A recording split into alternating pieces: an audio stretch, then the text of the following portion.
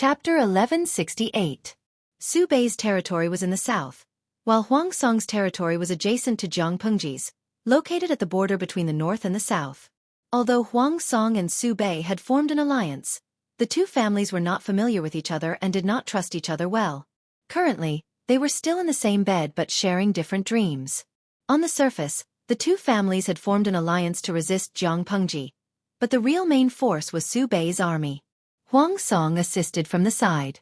It was not that Huang Song did not want to send troops to confront Jiang Pengji head-on. The key was that the main battlefield was near Hu, Jia, and Hu counties. If Huang Song sent a large number of troops to participate in the battle, he would definitely have to obtain the approval of the host, Su Bei.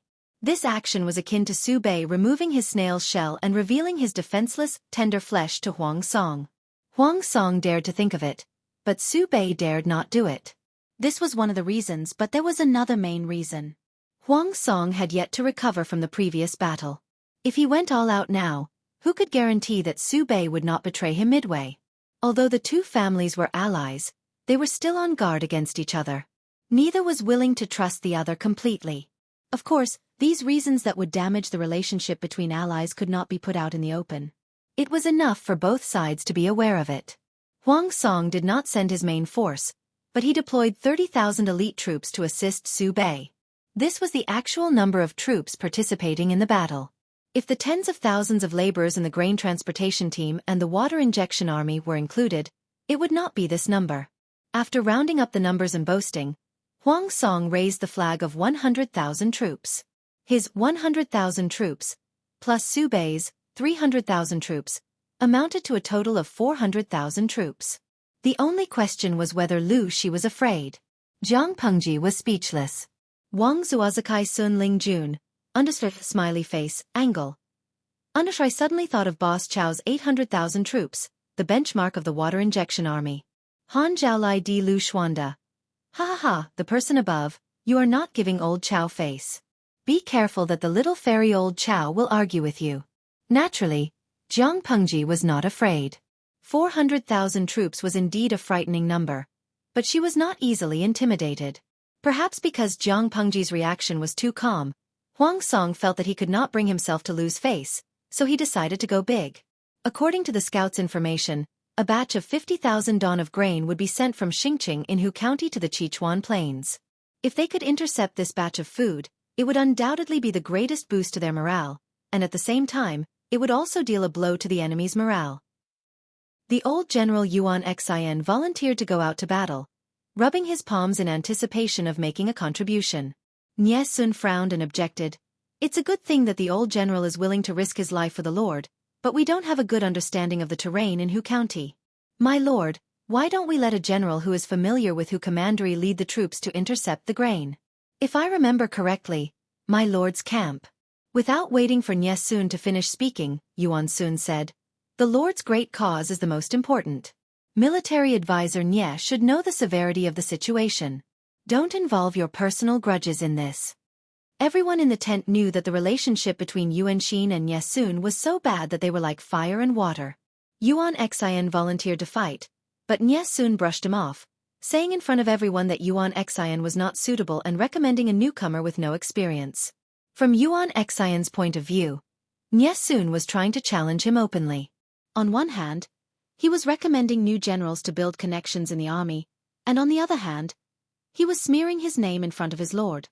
This person's intentions were truly sinister. Although Yuan Xin was a military man who practiced martial arts, his words were harsh and sharp. The moment he opened his mouth, he threw the label of forming a clique for personal gain at Nie Sun. To be honest, this ability to smear one's eyes was not considered too bad in the harem. At least he could survive for more than 10 episodes. Nie Sun's expression darkened. His peripheral vision swept across the people in the tent, and he had to hold back his rebuttal. The war was imminent, and it was not a good thing for civil and military officials to fight.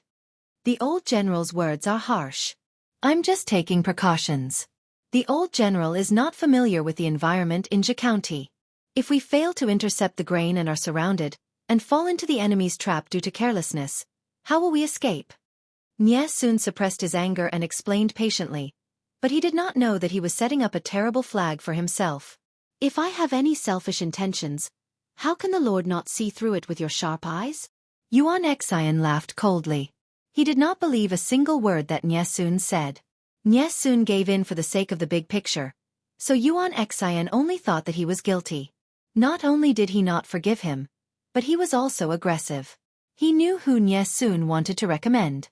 A general from Hu County who was not famous and did not have much experience in battle. Nie Sun wanted to entrust such an important task as intercepting the grain to a newbie. How could he not see through what he was secretly planning? Wasn't it because he saw that the Yuan family's general had too much power in the military, so he wanted to instigate the Lord to support a newbie to balance the military power? If Nie Sun succeeded, those powerful generals would owe him a favor, and his status in the Lord's tent would rise as well. Humph! What a good plan!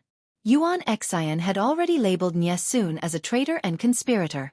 No matter what Nie Sun said or did, he would be accused of conspiring. Yuan Xian stepped out with a cold smile and said, I am willing to make a military pledge.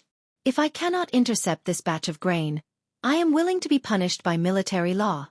Since the military pledge had been made, Huang Song could not help Nie Sun even if he wanted to. He could only hand the matter of intercepting the grain to Yuan Xian. Nie Sun could only retreat with an ashen face. To run into a madman like Yuan Xian, he must have had 800 lifetimes of bad luck. Helpless, Nie Sun could only privately ask Cheng Jing and Feng Ju to give Yuan Xian an external brain. Yuan Xian, this boorish fellow, dared to defy the heavens and the earth, and Nie Sun, but he did not dare to defy the two most useful strategists in Huang Song's tent. Under their suggestions, Huang Song chose a strategist to follow Yuan Xian and give him advice at critical moments. However, Huang Song and the others were too naive and underestimated how arrogant Yuan Xian was. The operation to intercept the grain was very successful. Although they were resisted by the troops guarding the grain, Yuan Xian had the advantage in numbers and managed to defeat them in a short time. He happily escorted 50,000 dawn of grain back. Humph! Nie Chungyun has nothing to say now. Yuan Xian rode his horse and led the way. He looked very pleased with himself as if he could see the scene of Nie Sun's livid face and being despised by his lord. The strategist who was sent to be the external brain was silent. After these days of interaction, he already knew how bad the relationship between Yuan Xian and Nie Sun was. To be honest, Yuan Xian's conspiracy theories made even him, a proper strategist, gasp in amazement and gape. If not for Yuan Xian's analysis, he would not have known that Nie Sun was such a heinous person. However, Yuan Xian's analysis was very brainwashing. Just by listening to his one-sided words, it really did make some sense. Sigh, poor Nie Sun. General, do not be careless. We are still in Hu County Xing City South Road. We are still in the enemy's territory. What do we want to do if we don't tuck our tails between our legs and leave? Yuan Xian did not care. His confidence was inflated. Chapter 1169. Yuan Xian's experience tells us one thing. Don't act pretentiously, or you'll be struck by lightning. Don't raise flags for no reason. Yuan Xian had raised a huge flag, so he couldn't blame others for not giving him face. As they approached the exit of the South Road, the strategist became more and more nervous, not daring to be negligent. On the contrary, Yuan Xian was happily humming a tune. Seeing the strategist's serious expression, he couldn't help but advise, Strategist, why are you so nervous? We intercepted the rations as fast as lightning and as fast as thunder. I'm sure the Lu thieves are still in the dark and don't know that the rear supply line has fallen. How will they stop us and set up an ambush? Yuan Xian hated scholars who dilly-dally and hesitantly. Each and every one of them had groundless worries, and it was annoying. The strategist in front of him was inexperienced and couldn't control Yuan Xian at all, let alone make him listen obediently. Hearing Yuan Xian's words, the strategist couldn't say anything else. Isn't it a pleasure to have friends coming from afar? After marching for an hour and seeing that they were about to leave the south road of Hu County Xing City, a loud voice resounded in the sky like thunder on a sunny day. The words, "Isn't it a pleasure to have friends coming from afar?" echoed in the mountains. Yuan Xian was shocked and hurriedly grabbed the reins. Why don't you rest for a while and let us do our duty as hosts? Just as the layers of echoes faded away, another sentence was uttered. There's an ambush. Yuan Xian couldn't care less about being slapped in the face. He quickly drew his sword and prepared to face the enemy. Just as he finished speaking, the enemy emerged like mushrooms after the rain. The road ahead was blocked, and there were traces of the enemy behind them. Seeing so many enemies appear without a sound, everyone turned pale with fright. The originally orderly formation was now in chaos. Yuan Xian was even more furious. The enemy hadn't even attacked and they were already in chaos.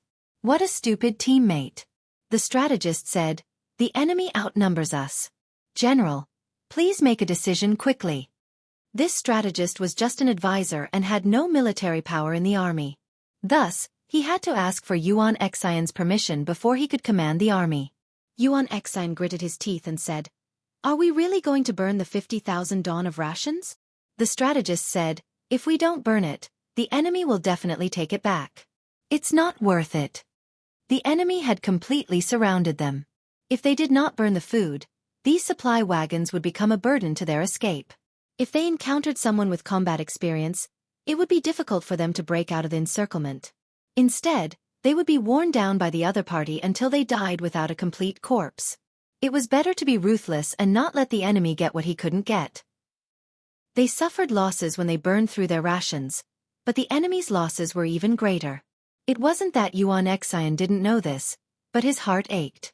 Just as they were about to transport the 50,000 dawn of grain out of Xingcheng South Road, they didn't expect that the enemy wouldn't chase after them. Instead, they sent soldiers to block their way. Time was of the essence, and Yuan Xian didn't have much time to think. Burn it! Gather the troops and break out! Although Yuan Xian was petty and liked to snitch on Yesun, he was still reliable when it came to major issues. At this moment, Qiguan Rang pinched his feather fan and shook it. Seeing that the enemy had made a move, he moved his wrist, and the feather fan moved down along with his movement. Kill! The horn of attack sounded, resounding through the mountains and fields. The loud and clear echo entered everyone's eardrums. Military advisor, they've set fire to the rations. Before the two armies met, their sharp eyes saw the fire and smoke rising from the supply team. Qiguan Rang sneered and said, "It doesn't matter if the rations are burned. It tastes just right with human flesh." Li Yun couldn't help but feel a chill down his spine. Just the thought of it made his throat ache. Qiguan Rang's eyes were cold, and he said coldly, "The rations can't be saved. If we can save a portion, then we'll be lucky. If not, then it's not a pity. They were the ones who started the fire, so let them bear the consequences themselves. Pass down the order, only surround and not attack." Although Qiguan Rang and his men looked relaxed as they surrounded the area, in reality, they had only been lying in ambush for 4 hours. 4 hours ago, they were still taking shortcuts elsewhere.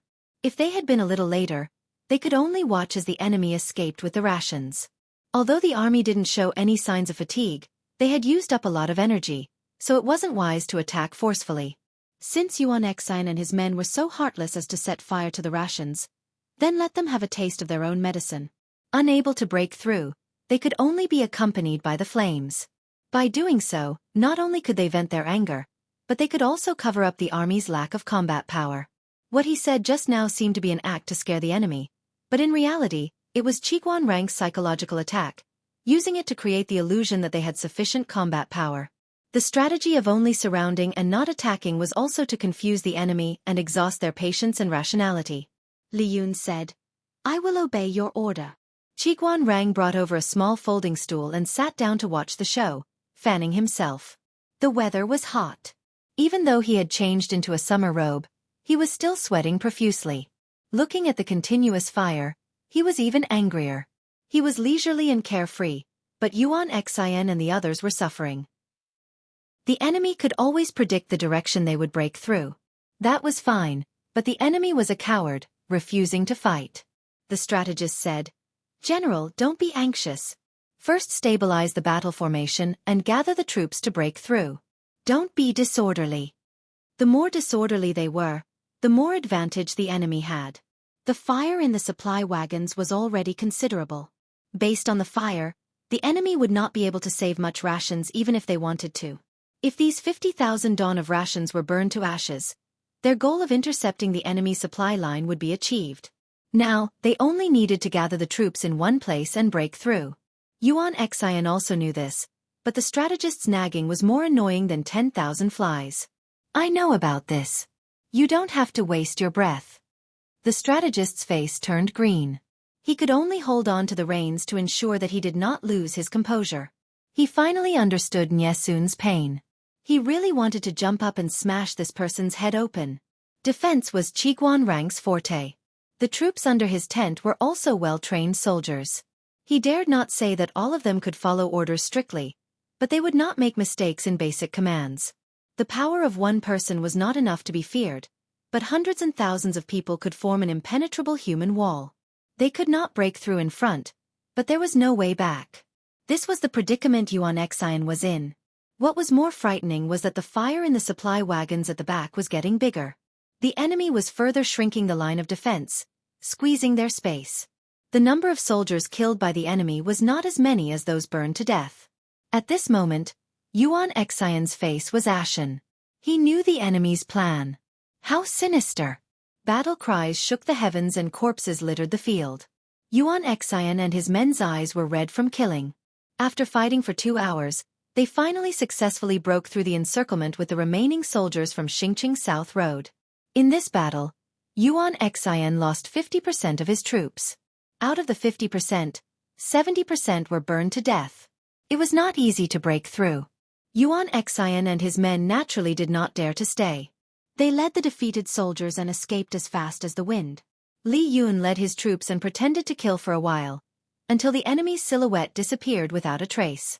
Qiguan Rang held a feather fan in his right hand and a folded folding stool in his left.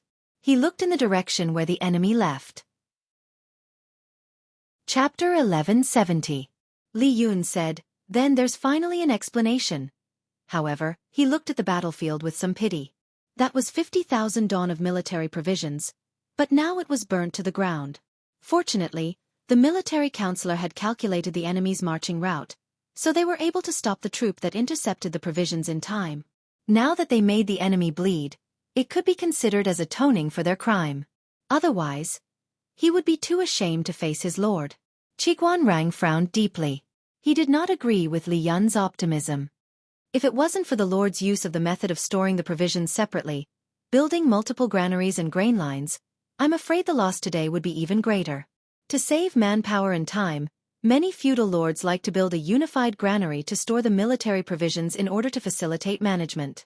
If Jiang Pengji chose to do the same, the troop that Huang Song sent to intercept the provisions would earn a lot. The provisions they intercepted and burned would not only be 50,000 dawn of grain, it could be 200,000 dawn or 300,000 dawn or even more. That was a month's worth of military provisions for 100,000 troops. What would the soldiers eat if they burned it all at once? How would they fight without provisions? A fall into the pit, a gain in your wit. Qiguan Rang said coldly, "If we fall into the same pit twice, what use would the Lord have for us?" Upon hearing his words, Li Yun's expression, which had relaxed with much difficulty, became serious again. Yes, Qiguan Rang was right. So what if they killed half of the enemy's troops? Those 50,000 dawn of grain were also burned clean by the enemy. What was there to be proud of? You're right, military counselor. Li Yun had a good temper. If it was another arrogant general who was lectured by Qiguan Rang, even if he did not show it on his face, he would be dissatisfied. In terms of status and authority in the army, the two were of the same level. What right did Qiguan Rang have to lecture him? If Qiguan Rang did not understand Li Yun's character, he would not have said such things and made himself a political enemy for no reason. Qiguan Rang and the rest returned to the camp. Just as they arrived, a soldier came forward to report that they had caught a suspicious person outside the camp who was spying on the camp. Because the identity reported by the person was suspicious, they did not dare to handle it on their own. They could only report to Qiguan Rang. Qiguan Rang raised his eyelids and asked coldly, "Suspicious person? Who? What was the identity of this person? How could the soldiers not know how to deal with him?" The soldier said, "The person who came claimed to be the Lord's younger brother, and he had many private seals on him that could prove his identity. I didn't dare to deal with him without permission." The Lord's concubine brother? Qiguan Rang's mind raced. He was stunned for a while before he remembered who this person was. Wasn't that Lu Zhao? Although he was the Lord's younger brother, Lu Zhao was very tactful. He usually acted like a hedonistic son of a rich family and was not a threat at all. Qiguanrang had been wary of Lu Zhao at first. He had even wondered if he should do something so that Lu Zhao would die prematurely in his prime so that he would not cause trouble for his lord. However, the lord did not allow it, and Lu Zhao had been very obedient all these years. Qiguanrang could only suppress his restless heart. "Bring him here," Qiguanrang said. "Whether it's Sanlang or not, we'll know at a glance." When he saw Lu Zhao in a slightly sorry state, he was instantly speechless.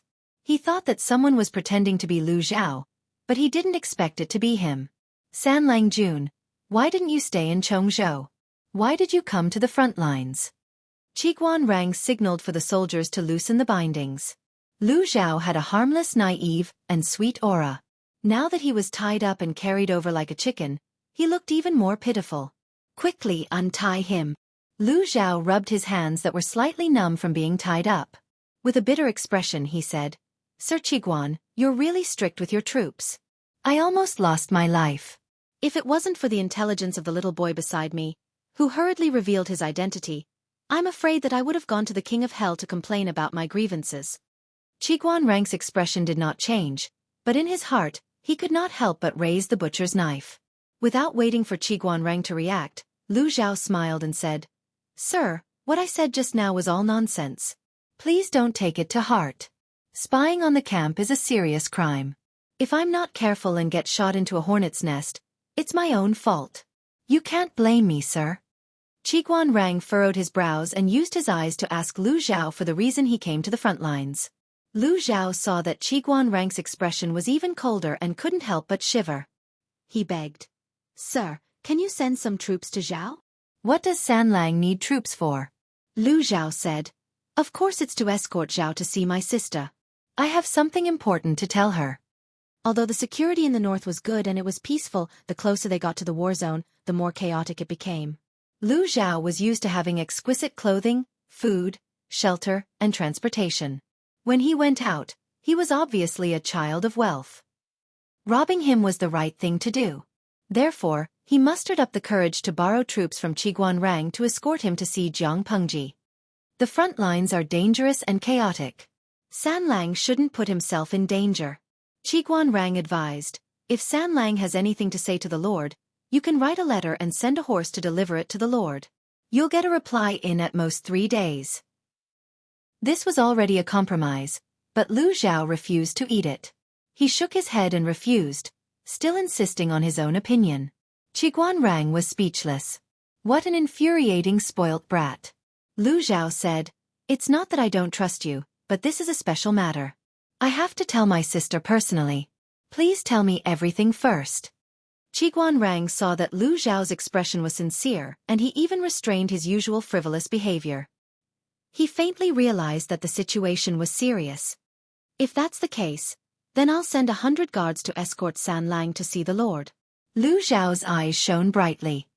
He said happily, "Thank you, sir, for fulfilling my wish."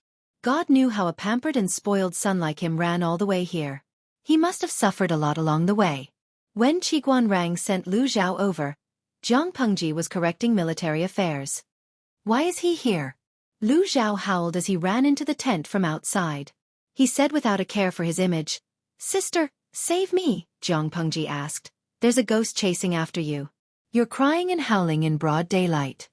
Lu Zhao secretly wiped his tears. She was really his biological sister. "Do you know there's a war now? If you're captured by the enemy's scouts, you won't be able to keep your life." Jiang Pengji sternly reprimanded Lu Zhao. If Lu Zhao was taken as a hostage, she wouldn't be merciful. "Get up. It's not proper to act like this." Lu Zhao pouted. "Oh. Tell me. Why do you need me to save you? Can't you write a letter? Why do you have to come personally?" Jiang Pengji asked. Lu Zhao looked around and said, "Sister, can you dismiss the servants?" So mysterious? Jiang Pengji didn't think that Lu Zhao had anything important to do. However, she still asked the soldiers in the tent to leave and turned off the live stream. "Tell me. There's only the 2 of us in the tent now.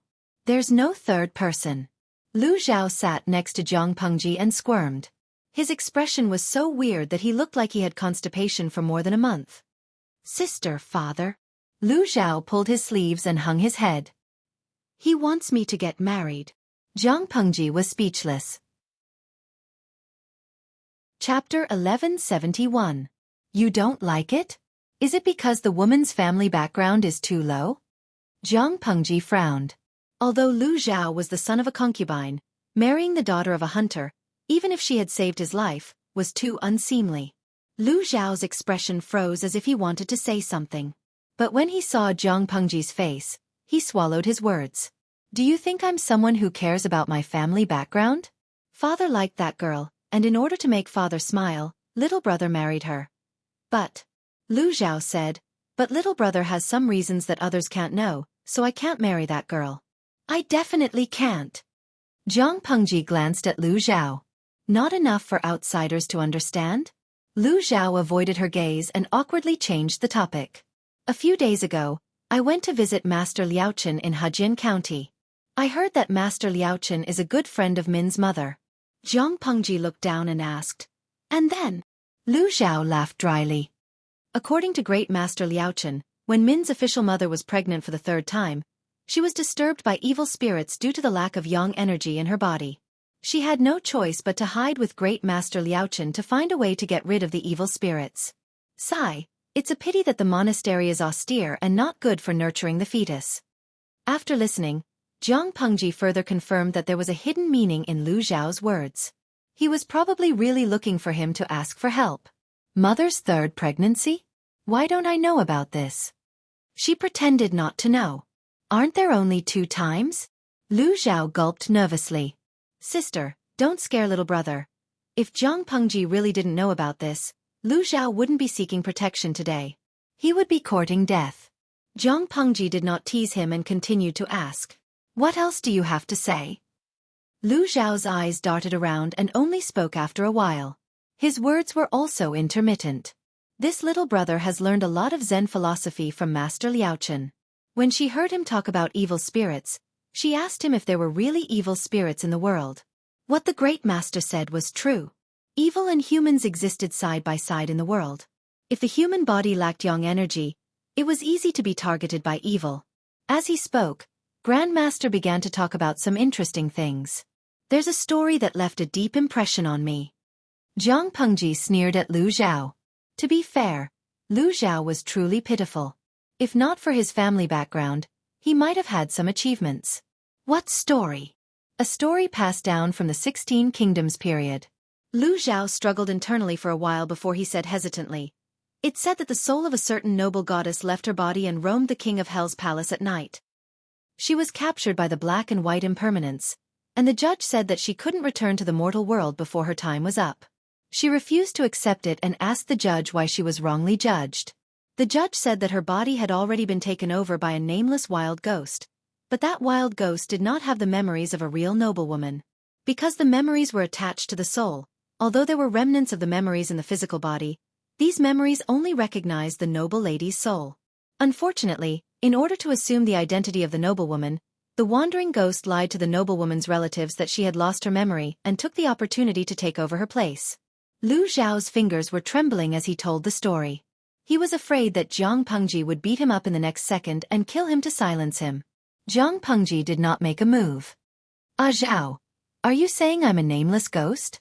Lu Zhao's face was pale as he shook his head. Even if he was given 10 guts, he wouldn't dare to openly provoke them. Although he didn't know who this sister of his was, Master Liaochen also said that he couldn't afford to offend her. Lu Zhao didn't have any interactions with the original Lu Shi. They weren't close siblings, but the person in front of him had taken care of him. Moreover, sigh.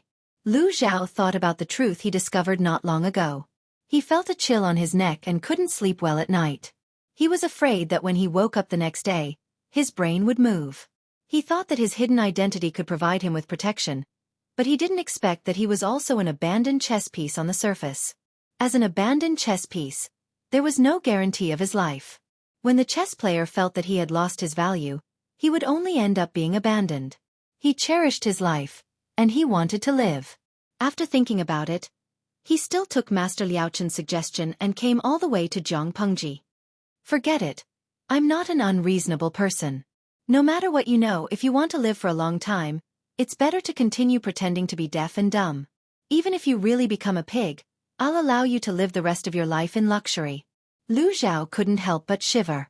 Concubine Dai was right. When the gods fought, a small shrimp like him didn't even have the qualifications to be cannon fodder. Lu Zhao laughed dryly. Sister, I naturally believe in your words. I'll have to ask you to take care of my father. Zhang Pengji rolled her eyes at him. She rolled her eyes angrily. If you're so afraid of my father, why did you dare to escape? Lu Zhao said, I had to choose the lesser of two evils. Didn't I have you to protect me? Zhang Pengji said, stay in the camp and don't run around. The battle at the front line is serious. Don't add to the chaos. Lu Zhao secretly heaved a sigh of relief. He secretly glanced at Zhang Pengji's eyes. He wasn't sure if Zhang Pengji had received his hint. If she had, why was she so calm and unperturbed? Judging from her reaction, she seemed to have known the inside story for a long time. If she really knew, why could she pretend that nothing had happened? What are you thinking about? Zhang Pengji asked out of the blue. Lu Zhao blurted out. Of course I'm thinking about you. I'm thinking about why you're not afraid, Zhang Pengji said. Superfluous feelings will blind people's eyes and cause them to be blind, so they can't see more concrete things. Lu Zhao asked in return, so you don't have superfluous feelings? I don't have that, so I see far more things than you do. People will be afraid of the unknown, but things that they know won't. With that, Lu Zhao was even more certain of his guess. It's getting late. You should go and rest first. I still have to deal with government affairs. Otherwise, I'll stay up until late at night again. Lu Zhao left tactfully. He left. Zhang Pengji didn't deal with government affairs according to his instructions. Instead, she stared at the god slayer on the sword rack in a daze. Suddenly, she asked in her heart. System, Lu Shi didn't die, right? According to Wei Xi's revelation, Zhang Pengji didn't obtain the memories of the body's original owner. Because of the language barrier, she wandered outside. Just like the nameless wild ghost in the story, she couldn't obtain the body's memories because her soul didn't match. She could only pretend to have amnesia to deceive the body's relatives. Zhang Pengji was different. She had Lu Shi's memories. As long as she searched carefully, she could even find a lot of content that Lu Shi himself had forgotten. Before Lu Zhao told her the story, she could think that the system had helped. However, Lu Zhao came all the way here to tell her this. The weight was different. Lu Shi was very likely not dead. Thinking back carefully, Lu Shi's death was quite interesting. She was just frightened by the bandits. She stepped forward bravely to block a knife for Wei Jingxian. The knife cut her collar, but it didn't hurt her flesh. After that, Lu Shi had a high fever. After that, Zhang Pengji was pulled over by the system. Zhang Pengji's brain and spirit were strong. She could accurately sense if there was a strange second presence in a body. The conclusion was that Lu Shi's spirit had died. The death of his spirit meant complete death. Now. Chapter 1172. He didn't know if it was his imagination, but Cheng Yuan felt that his lord had been very listless for the past 2 days. He was not the only one who felt this way. The viewers in the live broadcast room also realized that their energetic and disrespectful streamer had entered a strange, sleepy period. At first, they could still laugh and tease Zhang Pengji, but they didn't get a reply, so they felt something was wrong. Oh shoo. Did something bad happen to the host recently? Or was he bullied? Jun Pa. TSK, our streamer has always been a bully, right?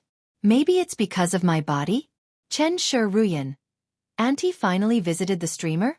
Drink more hot water or brown sugar water. Don't be greedy for cold water. The audience scratched their ears and cheeks. Their way of showing concern was a little clumsy, but anyone with a discerning eye could see their sincerity. Compared to the audience's anxiety across the plain screen, it was more convenient for Cheng Yuan to be her secretary. Cheng Yuan asked, has the Lord encountered something troubling recently? Zhang Pengji turned her head to look at him. She pursed her lips tightly and did not say a word. She only used her gaze to ask silently. Cheng Yuan said with slight awkwardness, I haven't seen you for the past 2 days. You're always in low spirits. Zhang Pengji leaned back in boredom and said indifferently, nothing. I'm just bored and too lazy to move. Chang Yuan thought about the hot weather outside and thought he had found a reason. So it's Xia Yan. Jiang Pengji blinked and deliberately repeated, No, I just find it boring. Cheng Yuan was puzzled. What's boring? Jiang Pengji sighed in her heart. In the end, she did not speak her mind. She wanted to say, fighting for the world is too boring, I don't want to play anymore. If the strategists in the tent knew what she was thinking at this moment, they would probably explode in anger. Before this moment, she had never felt such a tired emotion, but now it was like a volcano that had been suppressed for a long time, suddenly erupting. She asked Cheng Yuan, if there is someone in this world who is exactly the same as me, would Gong Liao recognize the wrong lord? Cheng Yuan was even more confused. He could not figure out the meaning behind Jiang Pengji's question and could only answer carefully. How can an ordinary person imitate the Lord? Even if they looked exactly the same, could they imitate the exact same temperament and behavior? I'm loyal to my Lord. If I can't even tell my Lord apart, then I won't have the face to live in this world. When Cheng Yuan finished speaking, he was magnanimous. Jiang Pengji smiled. It was a rare smile for the past 2 days. You're right. I'm the most unique person in this world. Not just anyone can replace me. Cheng Yuan couldn't help but let his imagination run wild. His lord wasn't someone who liked to be sad and sad. There must be a reason for her sudden depression. His expression suddenly became solemn. Could it be that someone has harbored evil intentions and is trying to use the technique of substituting master? When he blurted out these words, Cheng Yuan was also shocked by his own imagination. Although it's not the target, it's not far. Jiang Pengji's answer horrified Cheng Yuan. Wait a minute. How is this possible? Who has such ambition? Cheng Yuan's eyes revealed a murderous intent. He already had the intention to kill the unknown target. As long as Jiang Pengji told him who that person was, Cheng Yuan would dig him out and kill him even if he had to dig 3 feet into the ground. My lord, this matter concerns your safety. If you know anything, don't hide it, lest you give the villain an opportunity to take advantage of. In all fairness, Cheng Yuan didn't quite believe that this would happen. One's appearance could be faked, but how could one's temperament, habits, and memories be faked? Jiang Pengji had been with the officials in the tent for many years. They didn't dare to say that they completely understood their lord, but it was impossible for them to not know anything. If an impostor wanted to replace her, it wouldn't take long before the truth was revealed. In this way, was there still value in substituting master? Cheng Yuan was suspicious and worried, but his lord was smiling so easily that he didn't know what to do. Ha ha ha, I'm just teasing you. It's just that I had a very realistic dream a few days ago. I found out that a demon copied my memory and took over my body. He took the opportunity to blend in with you. I couldn't tell the difference between a dream and reality for a while. I've been paranoid for the past 2 days and scared you instead. It's my fault. Jiang Pengji laughed and tried to deal with Cheng Yuan. However, she was very clear in her heart whether this was a joke or not. Lu Zhao hinted that the real Lu Shi was still alive, so she knew that things were not that simple. She could obtain the memory of the original Lu Shi, with the help of the system.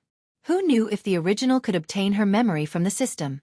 Because Jiang Pengji guarded against the system and protected the memory of the brain very well, the memory system before her transmigration could not be hacked and copied.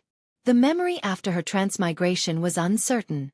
As long as the memory was copied, when she unified the world, the system would then give the recorded memory to the original Lu Shi. Then, who knew if that Lu Shi could perfectly replace her? The purpose of the system was clear from the beginning to the end. It wanted an important source of energy, not only the popularity of the streaming room, but also the luck that could not be understood. According to the saying of ancient times, those who were blessed with luck were people with great luck, such as the emperor or other members of the royal family. Therefore, the system instigated Jiang Pengji to strive for the path of becoming an empress in the palace. The empress or the women in the harem were the existence closest to the emperor. It was very convenient for the system to seize luck. However, Jiang Pengji did not play her cards according to common sense. She wanted to be the emperor herself and conveniently diss the two systems. The system could only find another way. Didn't she want to be the emperor? Then the system would cultivate a puppet that could perfectly replace her and help her become the emperor. It would be more convenient and unscrupulous to absorb luck. She thought that the spirit of the original Lu Shi had completely disappeared. The system had also given her such a misleading message. But she did not think of another possibility. Perhaps the original Lu Shi had not disappeared, but was imprisoned somewhere by the system? If the original Lu Shi was used as a trump card to deal with her, it would be a very good card. It would definitely be able to catch her unprepared. Analyzing from all aspects, substituting the original Lu Shi was the most efficient method. If Lu Zhao had not secretly informed her, Jiang Pengji would have taken a long time to realize this. Thinking of this, she could not help but frown. She felt that fighting for the world was boring and depressed. It was not that she was afraid of the person behind the scenes, but she did not like people coveting her achievements. She was the one who dug the pit, she was the one who cultivated the saplings, she was the one who fertilized, killed the insects and pollinated the crops. After all this work, the fruits that were about to ripen were plucked by someone else. The bully had already come to her doorstep. Was she not allowed to explode? If she could, she really wanted to break the jar and ask the person behind the scenes to come out and fight for the bean-sized farm. She would not accompany him. Her depressed mood did not last long. Soon, she was stimulated by a battle report. Quickly prepare the troops and horses. They did not know how to pick a day to fight a war. Chapter 1173. Speaking of that day, Qiguan Rang had forced Yuan Xian's army to retreat and caused them heavy losses. Yuan Xian had successfully escaped with his defeated army, like a stray dog. Although they had successfully burned 50,000 dawn of the enemy's rations, they had paid the price of half the casualties. As the commander, Yuan Xian's crime was unforgivable. Yuan Xian's personality was more impulsive and he had made many enemies. Those people took advantage of this opportunity to kick him when he was down. Who asked Yuan Xian to be so arrogant and make such a military pledge? Yuan Xian was a person with high aspirations, an arrogant personality, and strong self-esteem. He was usually respected by others. When had he ever been pushed down by others? For a moment, he couldn't suppress his grief and anger. He said, "This is indeed my fault, but I am not willing to accept punishment. The main culprit is someone else." Huang Song subconsciously furrowed his brows. He wanted to punish Yuan Xian heavily to clean up the atmosphere, but if he did that, it would inevitably disappoint the old general. He was already in a difficult situation. He didn't expect Yuan Xian to say something like this. What did he mean by "the main culprit is someone else"? Before Huang Song could find an excuse to send Yuan Xian away, Yuan Xian said, "I suspect that someone has colluded with the enemy and leaked information." Colluded with the enemy and leaked information? Hearing these words, Huang Song's ears couldn't help but perk up. What do you mean colluded with the enemy and leaked information? Thinking of Yuan Xian's usual personality, Huang Song felt that this old fellow's words couldn't be completely trusted. Yuan Xian pointed. Everyone looked in the direction he was pointing and were all shocked. Everyone had different reactions. Nye Sun was about to explode. He couldn't help but stand up and scold, "Yuan Xian, if you are afraid of punishment, just say it. Why do you have to accuse me?" He was really angry. His usual gentle demeanor were all thrown to the back of his head. The veins on his forehead were bulging. Yuan Xian said, "That day, when I volunteered to go out to intercept the rations, do you still remember what you said?" Nye Sun was stunned. What did he say? Yuan Xian said, "You said that I don't know much about the terrain in Hu County. If you let me lead the army and we fail to intercept the grain, we'll be surrounded and fall into the enemy's trap. How can I escape? Why didn't I know that you, Nye Chengyun, had the ability to predict the future? It's no secret that you and I don't get along. This old man also made you lose face, causing you to lose the chance to recommend a new general and form a clique for personal gain. It's hard to guarantee that you, Nye Chengyun, won't harbor a grudge in your heart in order to frame this old man and secretly use underhanded methods." Nye Sun scolded angrily, "What kind of bullshit are you spouting? Did they really think that he, Nye Sun, wouldn't swear? Did they really think that he was made of clay and didn't have a temper?" After saying that, Nye Sun even drew his sword from his waist. If it weren't for the fact that a few of his colleagues saw that the situation was getting out of hand and stopped him, he would have really taken up his sword and fought with Yuan Xian alone. Being able to beat him was secondary. The main point was that he absolutely could not endure this humiliation.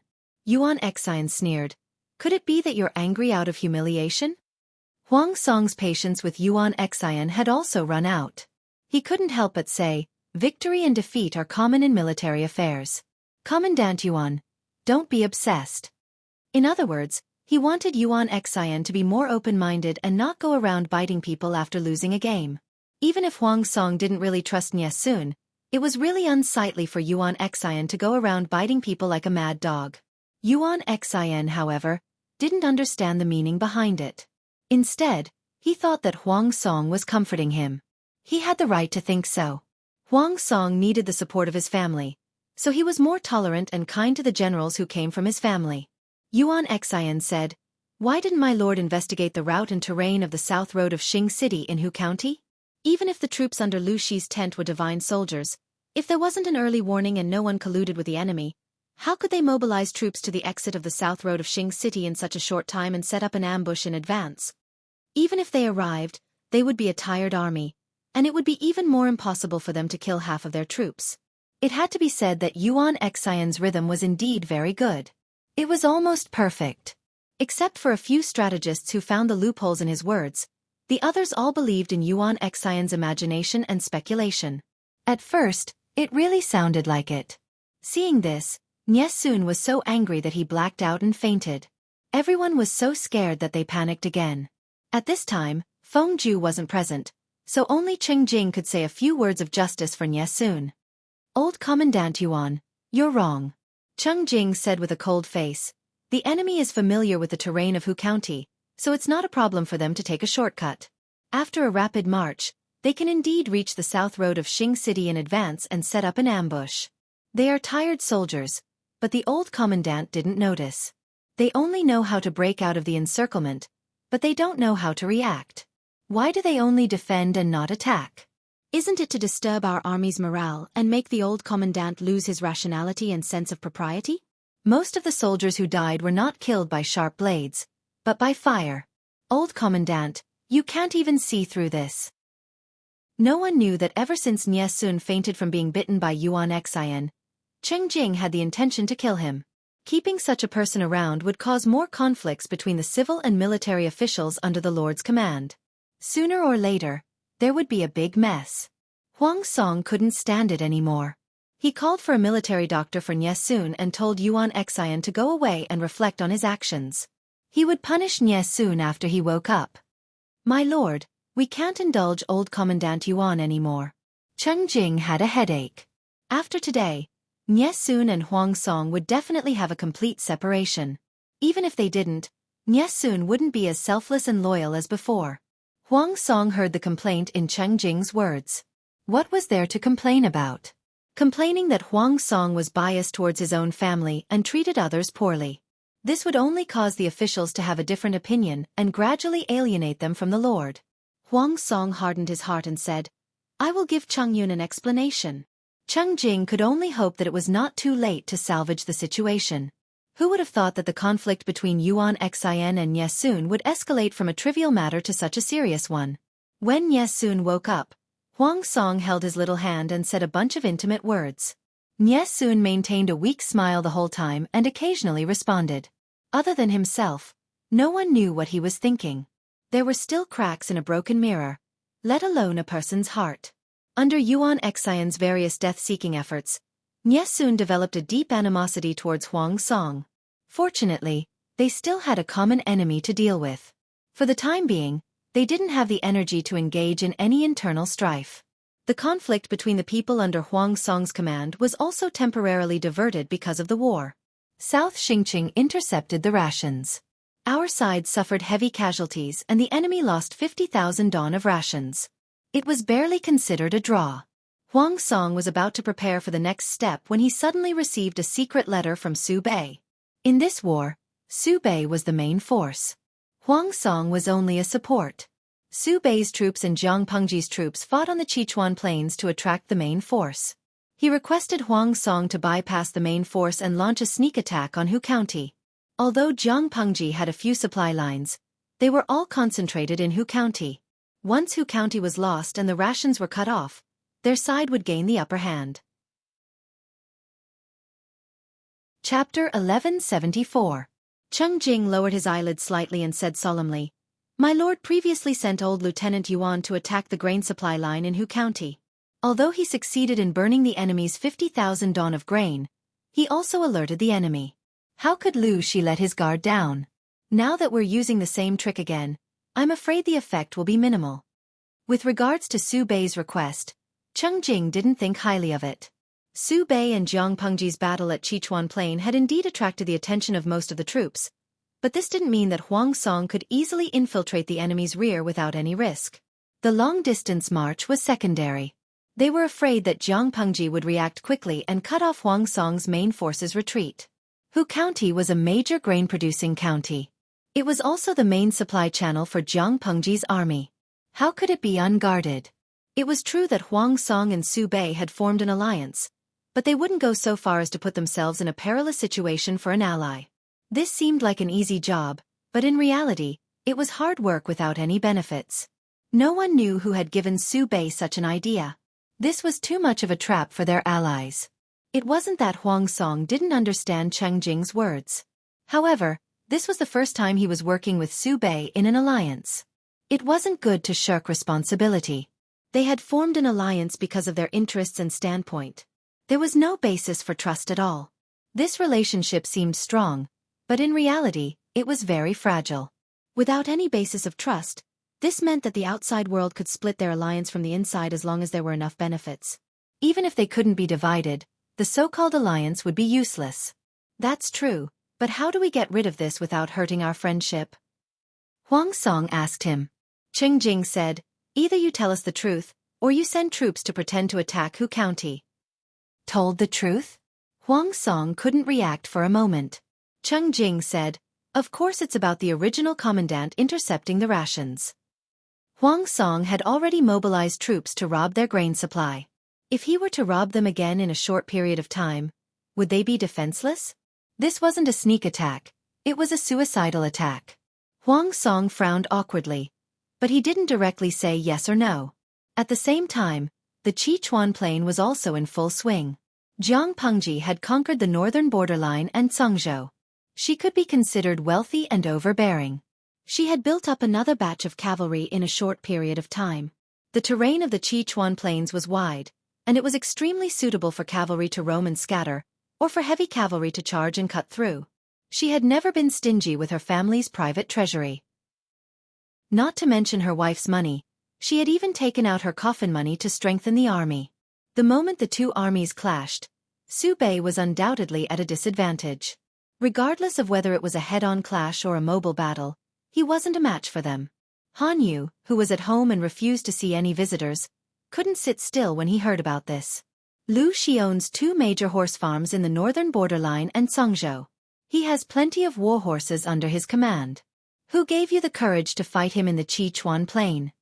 When Han Yu received the news, he was boiling tea in the courtyard. He was so angry that he knocked over the teapot and almost scalded his hand. Upon further investigation, they discovered that this foolish idea had actually been suggested by one of Su Pei's strategists. If we can defeat the enemy army head-on, our morale will be greatly boosted. Han Yu also knew this counselor. The counselor was well versed in theory, but he had almost zero practical experience. He could be considered as another armchair strategist. At the same time, the other party also gave his own reasons. At first glance, those reasons sounded quite reasonable. It was not that the strategist had not thought about the problem of cavalry, but Jiang Pengji had conquered Cangzhou for less than half a year and conquered the northern borderline for only a year. How strong could a cavalry troop be built in such a short time? The cost of training cavalry was very high. Not only did it burn money, but it also consumed a lot of time. Moreover, no matter how strong the cavalry was, as long as there were not many of them, it would not be difficult to deal with them. Excluding the advantage of cavalry, the combat strength of the two sides should not be too different. Sichuan Plain was their main battlefield, so it was not impossible for them to win. Su Pei and the others had thought of everything. The only thing they did not consider was the time Jiang Pengji had spent on training the cavalry. In order to deal with the northern borderline, she had started the formation of the cavalry battalion a few years ago. It was not a year or half a year like everyone thought. During the battle at the northern borderline, the number of cavalry under her command was not large.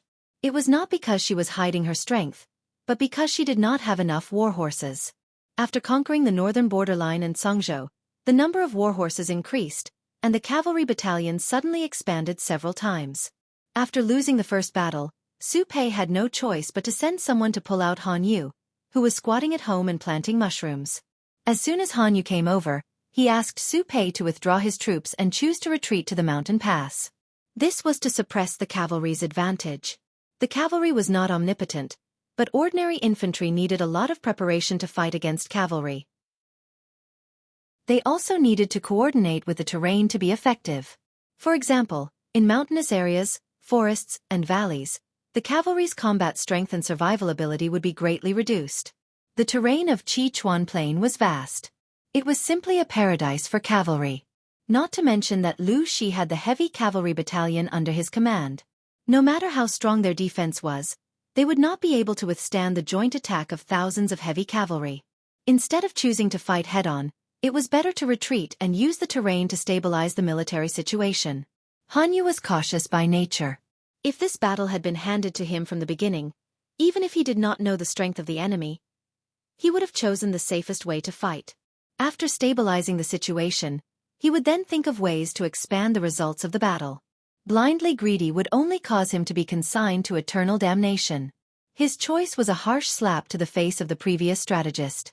However, Su Pei valued Han Yu so much that he could not even speak sarcastically. Han Yu did not know how the other party felt. He was only concerned about the situation of the battlefield, such as the losses in the previous battle. When Su Pei withdrew his troops and retreated to defend, Yang Si knew that Han Yu had come out again. Isn't he at home closing his door to guests? Is that a disguised form of confinement? Han Yu was Yang Si's nemesis. Yang Si had no temper at all when faced with this fellow. Qin Gong said, Han Yu is Su Bei's most trusted strategist. The two of them had a small conflict, but it will not be a stalemate forever. Ordinary couples fight at the head of the bed and reconcile at the end. Not to mention the importance of this battle. Even if Han Yu has a grudge against him, he will not sit idly by. Yang Si, who was originally burning with anger, could not say a word. Qin Gong's honest analogy made him feel like he could not bear to look straight at it. Yang Si did not speak. Qin Gong asked again, "Strategist, is it possible that I have said something wrong?" "No." Yang Si put down his hand and coughed softly. "It makes sense." Qin Gong asked, "What should we do now?" Su Bei's army has retreated and the surrounding area is filled with forests and hills. If Su Bei and his men were to stay here, the combat strength of the cavalry would be equivalent to being crippled unless they found a way to lure them out. Of course, the other way was to attack by force. This would increase the number of casualties. Just as Yang Si was hesitating, the messenger sent news that their lord had dispatched troops to the front line. Yang Si. No way. Their lord had finally settled down for a while. Why did she suddenly run to the front line? If their lord wanted to show off in the battle, how could he dissuade her? "I'm done for," Yang Si mumbled. Qin Gong asked, "What's done for?" "I'm done for." Chapter 1175. Yang Si didn't know if it was an illusion, but he felt that something was wrong with his lord these 2 days. She was like a firecracker that would explode at the slightest touch. "Feng Jing, how do you feel after following the lord to attack the city for the past 2 days?" Yang Si did not dare to ask Jiang Pengji directly, so he tried to get information from Qin Gong in private. Qin Gong was silent for a moment. He thought of how his lord had charged into battle and couldn't help but shiver. Only after a long while did he speak hesitantly. "My lord is a true man." Yang Si. Bull*T. Isn't this something that everyone knows? Who asked you about this? Yang Si asked. Don't you think that lord has been particularly angry recently? Usually, they did not reveal themselves and looked very normal. However, when they fought, they were several times more ferocious than before. They fought without any regard for their lives. Although they did not manage to break through Su Bei's army's defensive line, after 2 consecutive days, Su Bei's defense seemed to be straining. Qin Gong asked hesitantly, "Really? I have only been with His Highness for a short period of time, and do not understand him as well as the military counselor." After saying that, the upright young general revealed an ashamed expression, as if he had committed a grave mistake. Yang Si said, Our Lord is not like this usually. She knows when to stop fighting. If she can avoid getting hurt, she will. Unlike now, Qin Gong. It turned out that in the eyes of his military counselor Yang, the Lord's arm being scratched by a stray arrow was also considered an injury? It was really just a scratch on the arm. He had seen it before. The wound was as long as a pinky finger. It was shallow and only the skin was scratched. Yang Xi's worries were not unreasonable. Jiang Pengji indeed vented her negative emotions through the war. She had killed to her heart's content, but it was a pity for those who had died under her blade. None of them had a complete corpse. The god-slaying blade had a unique origin. It was a weapon that was on par with the Federation's marshal's blade. It could easily slice through space armors, much less a human body. She killed for a while until her arm was scratched by a stray arrow. A slight pain came from her arm, and she calmed down. No matter what happened to the original Lu Shi, the owner of this body was her, not anyone else. If Lu Shi wanted to take back his body, Jiang Pengji would not be so thick-skinned as to forcefully occupy it. But if she had the idea of reaping the fruits of victory and forcefully taking over everything that did not belong to her, then she could not blame Jiang Pengji for being ruthless. Jiang Pengji recovered from her low spirits and returned to her usual self. His main focus now was to conquer the world and take over the entire farm as soon as possible. By then, the people hiding in the dark would jump out. What could be more frustrating than being knocked down from the peak when you were about to win? Jiang Pengji had never been a kind person. Since he had offended her to death, then don't blame her for being ruthless and taking revenge. She was able to restrain her ambition and climb her way up from a genetic warrior to the position of the commander of an entire army. How could she not have some patience? Nothing was important, as long as she was the final winner. Jiang Pengji confronted Su Pei at the front lines. The group quietly departed from Hejian County and headed north to Chongzhou. When Gu Zhan appeared in front of Madame Hu, the latter was stunned. Why didn't you stay in Hejian County to recuperate? Why did you come here? Madame Hu was dressed in plain clothes. Even though she had no makeup on, her natural charm was enough to make all the women in the world jealous. He put you under house arrest? Gu Zhan frowned and looked around at the decorations in the house. It was cold and bleak. Madame Hu said, "Isn't it obvious? Why did he do that?" The second madam did not understand. "It's because I let Zhao escape. He wanted him to marry a hunter's daughter. Zhao doesn't like it, and neither do I." Madame Hu sneered. Her plump red lips were cold. "Just because of this reason, he locked me up here." Gu Zhan's expression was very solemn. "How could this be?" Madame Hu said. "Why not? Lanting hasn't even unified Dongqing yet, and he already thinks of himself as the emperor." Faced with Madame Hu's sarcasm, the second madam said, "Bai Dai," Madame Hu said. "Humph, are you here to persuade him?" The second madam said, "Of course not. I think you've misunderstood something." "Shut up, Gu Zhen." Madame Hu was so angry that she stood up and glared at the second madam. She sneered and said arrogantly, "I've said it before. Don't mess around in front of me. She's just the daughter of a concubine who stole Gu Min's status. I don't need you to interfere with what I do." The two of them did not have a good relationship. They could maintain a facade in front of outsiders, but once there was no one around, they would completely reveal their true colors. Gu Zhen's expression changed. She said, "I really don't know what's wrong with you. Why have you treated Lu Shi like this all these years?" She still remembered that Bai Dai and Lu Shi had a good relationship. They were childhood sweethearts and cousins. After Lu Shi married Gu Min, the two of them rarely contacted each other. Later, Bai Dai became Lu Shi's concubine. Logically speaking, the two of them should have been closer, but now they were like enemies. There was almost no buffer time for such a big change. It was as if everything had changed overnight. "You don't need to care about this." Madame Hu's attitude was overbearing and unreasonable. Gu Zhen said, "If it wasn't for my sister, I wouldn't have cared about you." Madame Hu said, "Don't be so arrogant. You can say nice things, but you still have to snatch. Can you refute that?" There were a few things that she hated the most in her life. One of them was that Gu Zhan had replaced Gu Min as Lu Shi's legal wife. Although Lu Shi was not a good person, only Gu Min was worthy of the position of legal wife.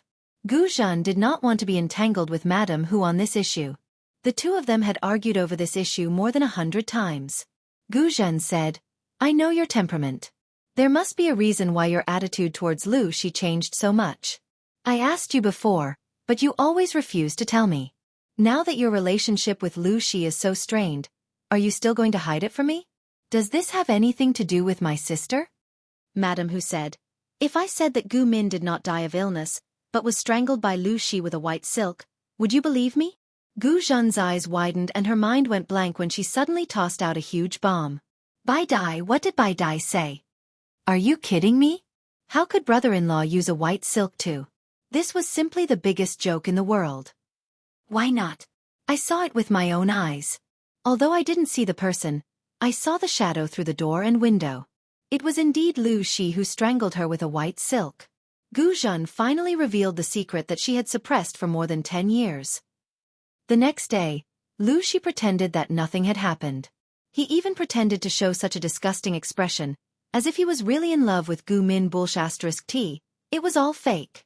Gu Zhen really wanted to say something, but the door outside suddenly opened. The two of them heard the movement and turned their heads in unison. They saw a middle-aged man in a scholar's robe standing at the door. Chapter 1176. Lu Shi's appearance was too sudden. The atmosphere suddenly dropped to a freezing point. Both Bai Dai and Xiao Chun felt a sense of fear and helplessness from the bottom of their hearts. However, Bai Dai quickly calmed down. She sneered at the food box in Lu Shi's hand and said sarcastically, How long have you been standing outside? Do you want to give me my last meal and then use that white silk to choke me to death like how you strangled Gu Min? Lu Shi's eyes were dark and gloomy. In the past, Lu Shi was always warm, like the warm sun in spring. He didn't make people feel hot or cold. He was neither hot nor cold, just right. His eyes were also slightly pale. Under the light they had a kind of amber texture, but now they were like black ink, giving people an inexplicable coldness.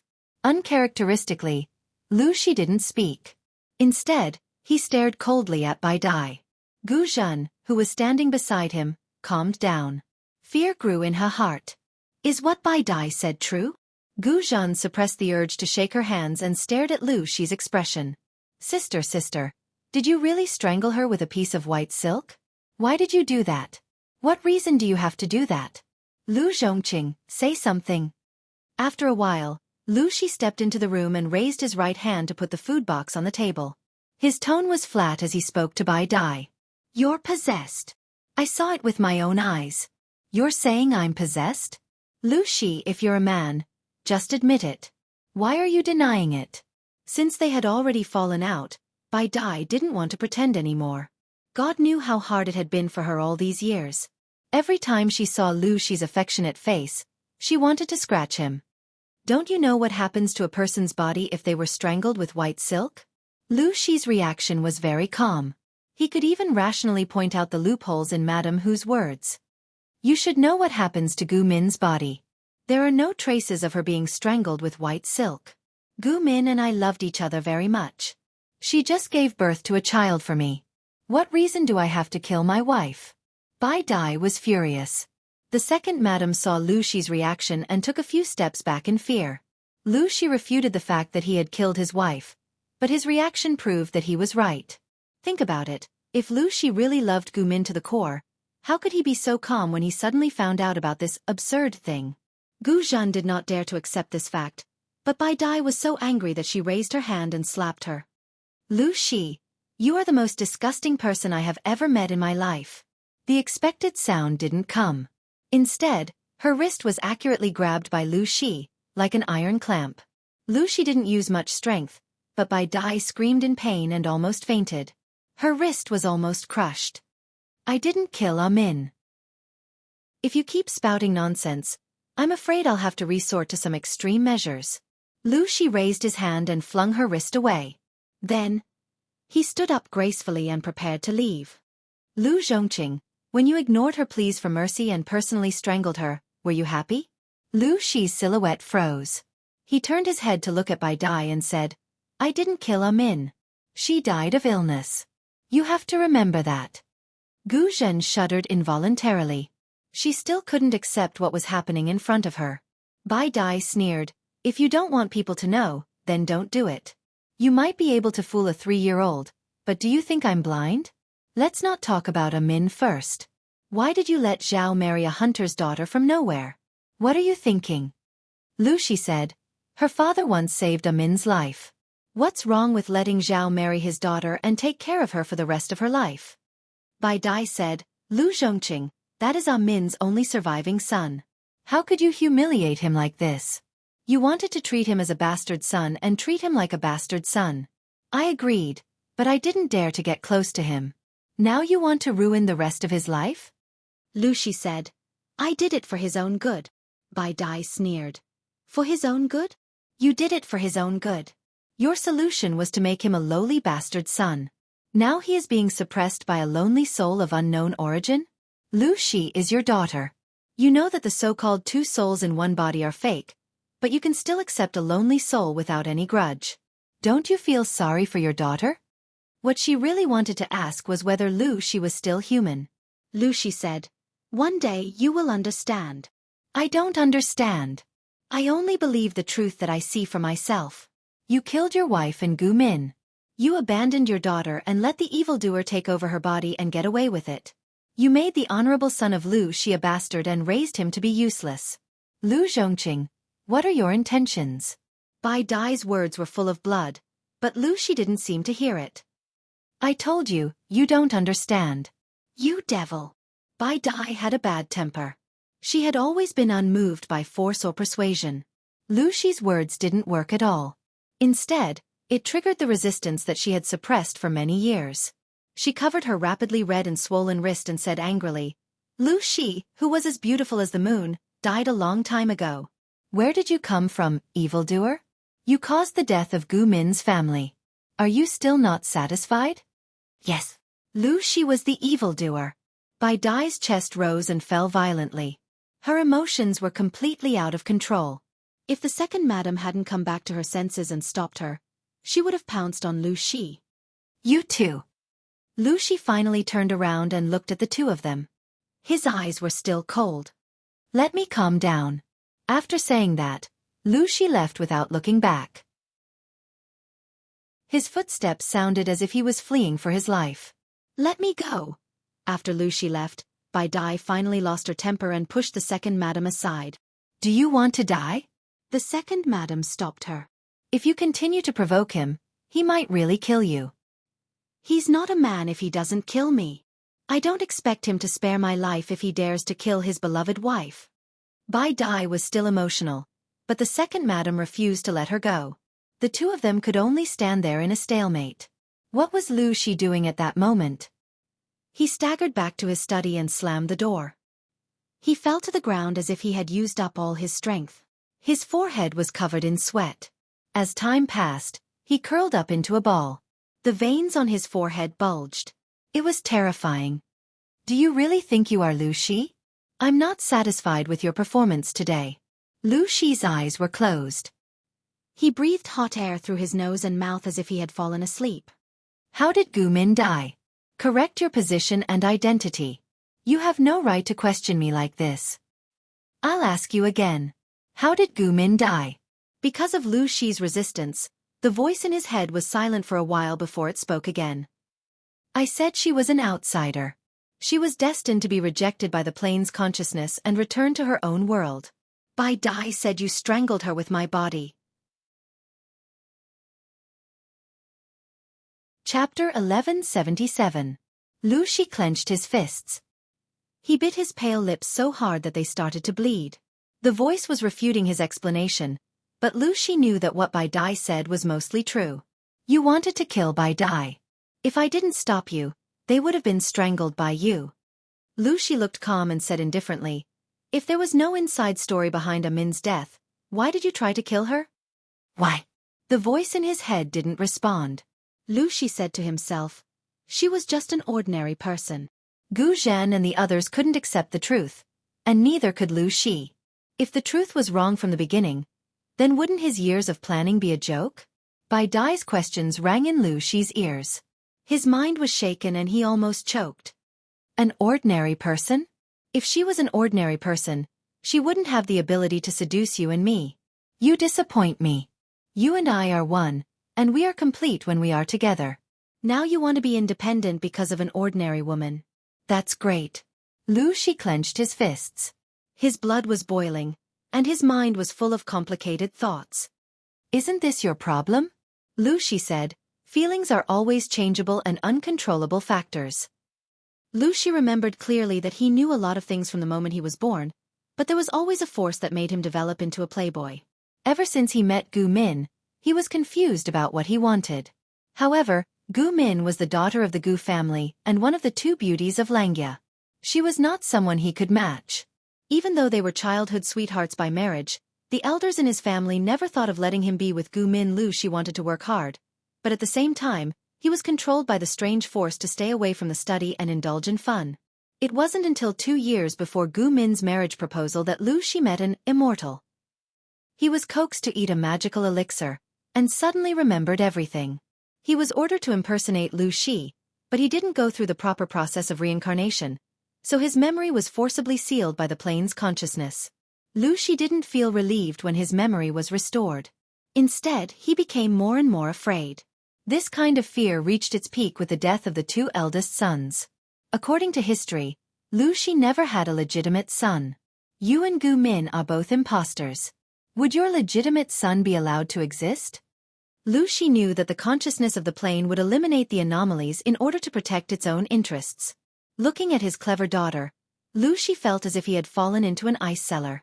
If the 2 legitimate sons could not stand, then the legitimate daughter in front of him, who had both soul and soul. This body was specially prepared by the plane's consciousness for the child of destiny. Now, it has been taken by your daughter. Do you know that? The familiar voice was like a death knell, causing Xueqi to be immersed in fear at every moment. Xueqi was at a loss. What should I do? Tell me, what should I do? Let's go with the flow and wait patiently for the child of providence to come. Only by absorbing enough will you be able to save their souls. Wait for the son of providence? Didn't this mean that the daughter would? Xueqi wanted to say something but stopped. His heart was filled with an unprecedented disgust and worry. However, he didn't dare to show it. Seeing that Gu Min was pregnant with her 3rd child and that she was smiling again, he heaved a sigh of relief. If he followed the flow of history, Ah Min's child, regardless of whether it was a boy or a girl, had to be born of a concubine. This should be able to deceive the plane's consciousness and also send away the stupid and greedy time traveler. He thought that everything would develop in a good direction, but unexpectedly, Gu Min's body rapidly weakened after giving birth and she died soon after.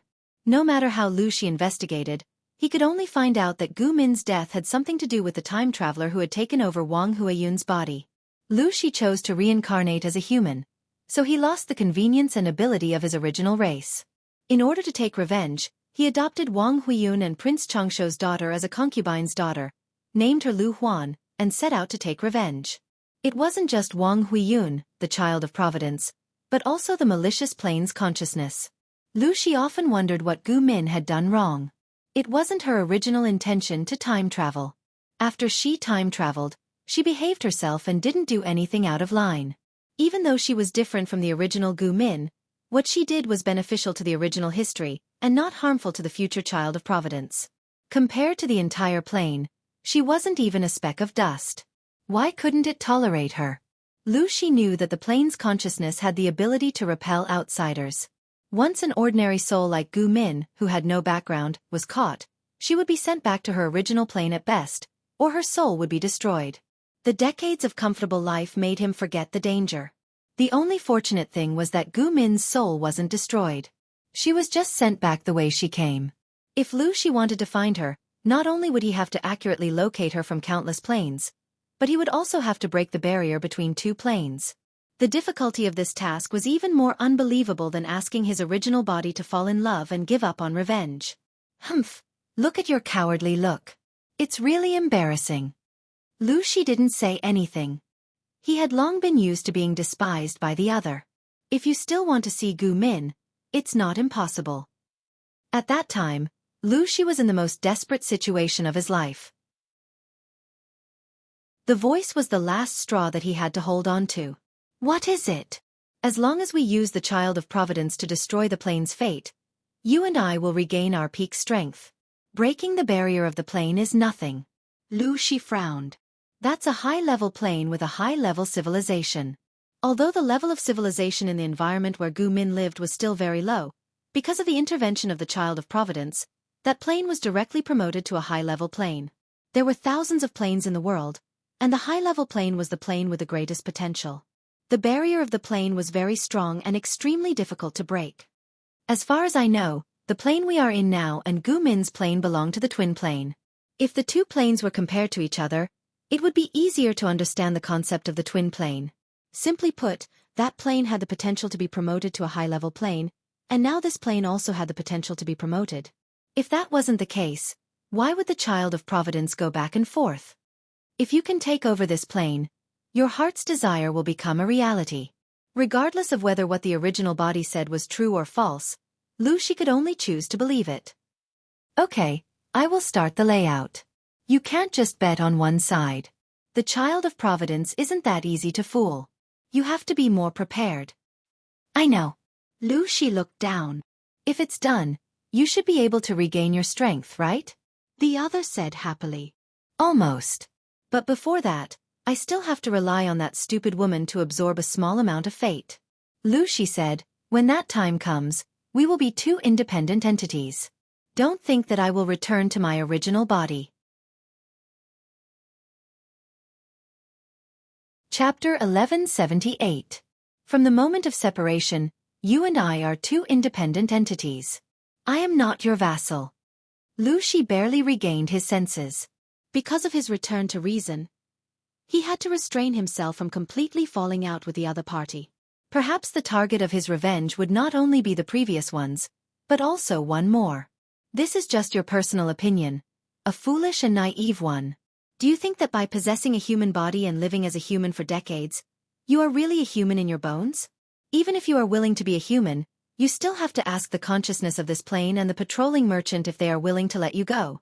Gu Min was lucky enough to be expelled, but what about you? Your soul was destroyed and turned into cosmic dust. If you insist on being independent and resist my fusion, neither of us can resist the harm of the outside world. Are you willing to die like this? The voice knew Xueqi's weakness too well because Xueqi was the love it had separated. Gu Min and the few human children she had were his weakness. Looking at Xueqi's useless appearance, it was even more glad that it had separated its love back then. Emotions were indeed a hindrance to it. But no matter how much it despised Xueqi, it couldn't let him run around outside. It had to find a way to take him back as soon as possible. Xueqi said coldly, "Do you think I will agree to your request if I know that you killed a Min with your own hands? You piece of trash." The voice was silent for a while, then said resentfully, "The patrolling merchant is already in this plane." That person is already here? Xueqi's eyes widened in shock. Why isn't he? The main system hid very well. As a part of it, Xueqi didn't know the exact location of the other party's hiding place. It was normal that the patrolling merchant couldn't find the main system, but Xueqi had transformed into a human and lost his special ability, so there was nowhere to hide.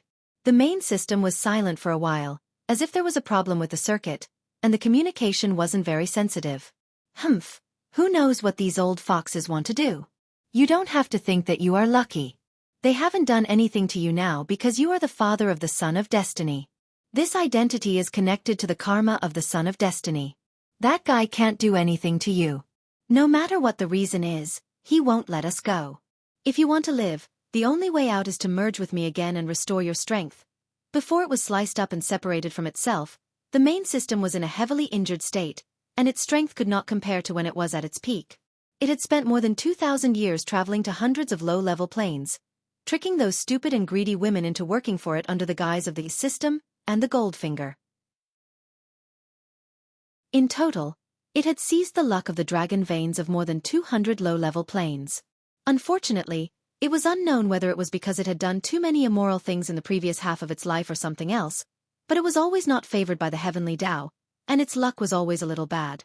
Every time he regained a certain level of strength, he would always run into a nemesis that could restrain him. It would either be a plainer patrolling merchant who happened to travel to that plane, or that disgusting master-disciple couple. Bah! He would never admit defeat so easily. If it weren't for the fact that he was cunning enough to make sufficient preparations to escape every time, he wouldn't have been able to cut off his tail to survive every time. He had escaped from death time and time again, and would have been caught and hammered to death long ago. The main system had done some careful calculations. Right now, this plane was a high-level reserve with high potential. It had a majestic destiny.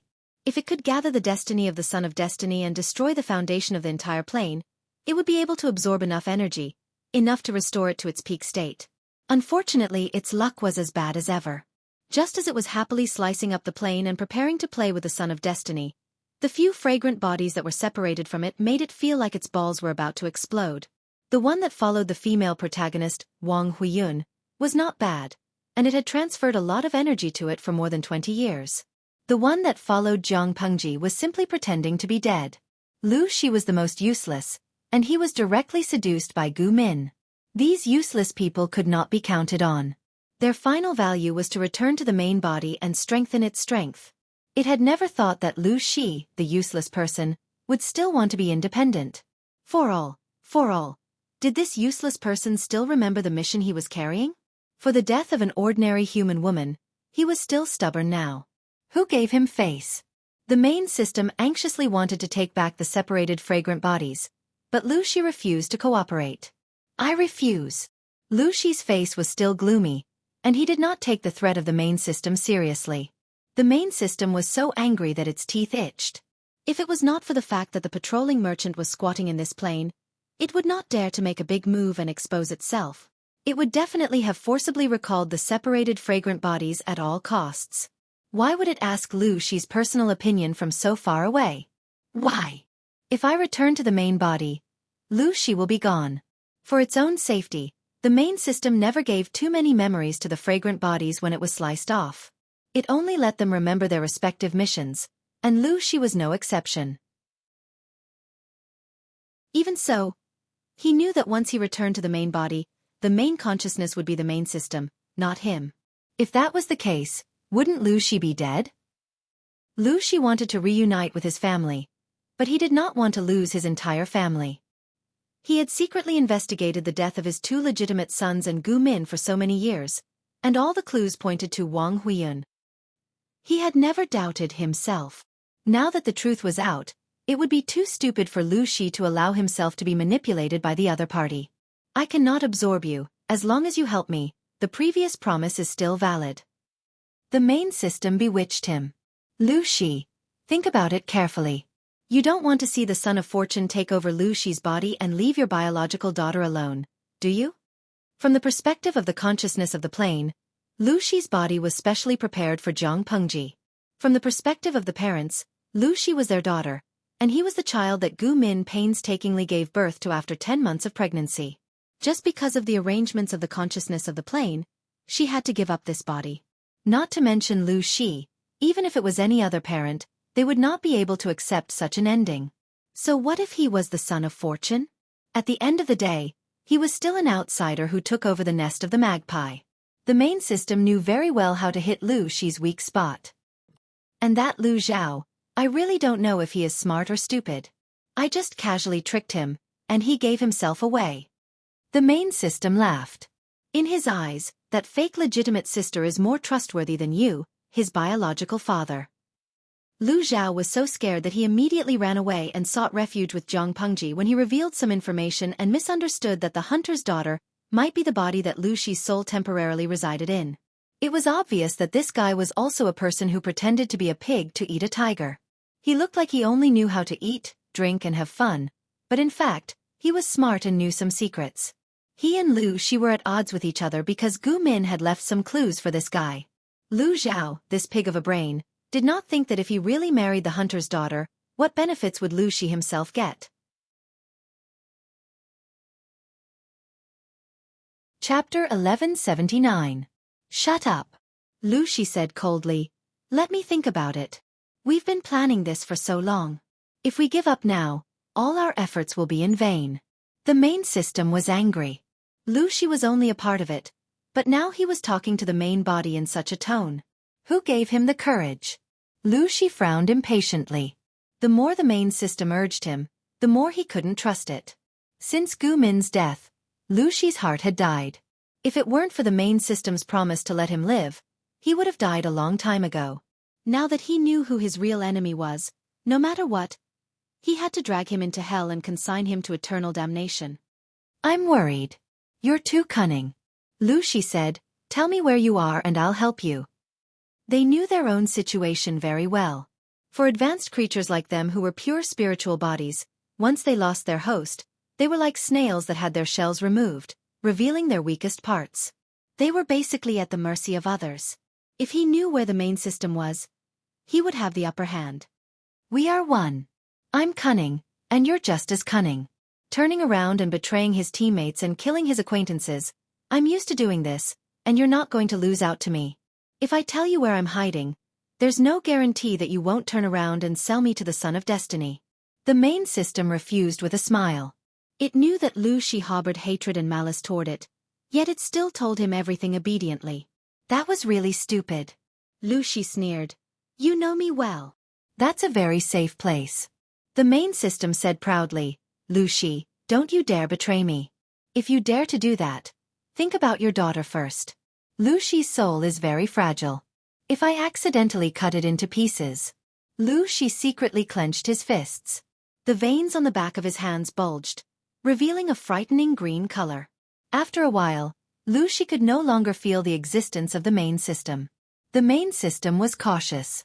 Even if it talked to Xueqi, it wouldn't leave any traces.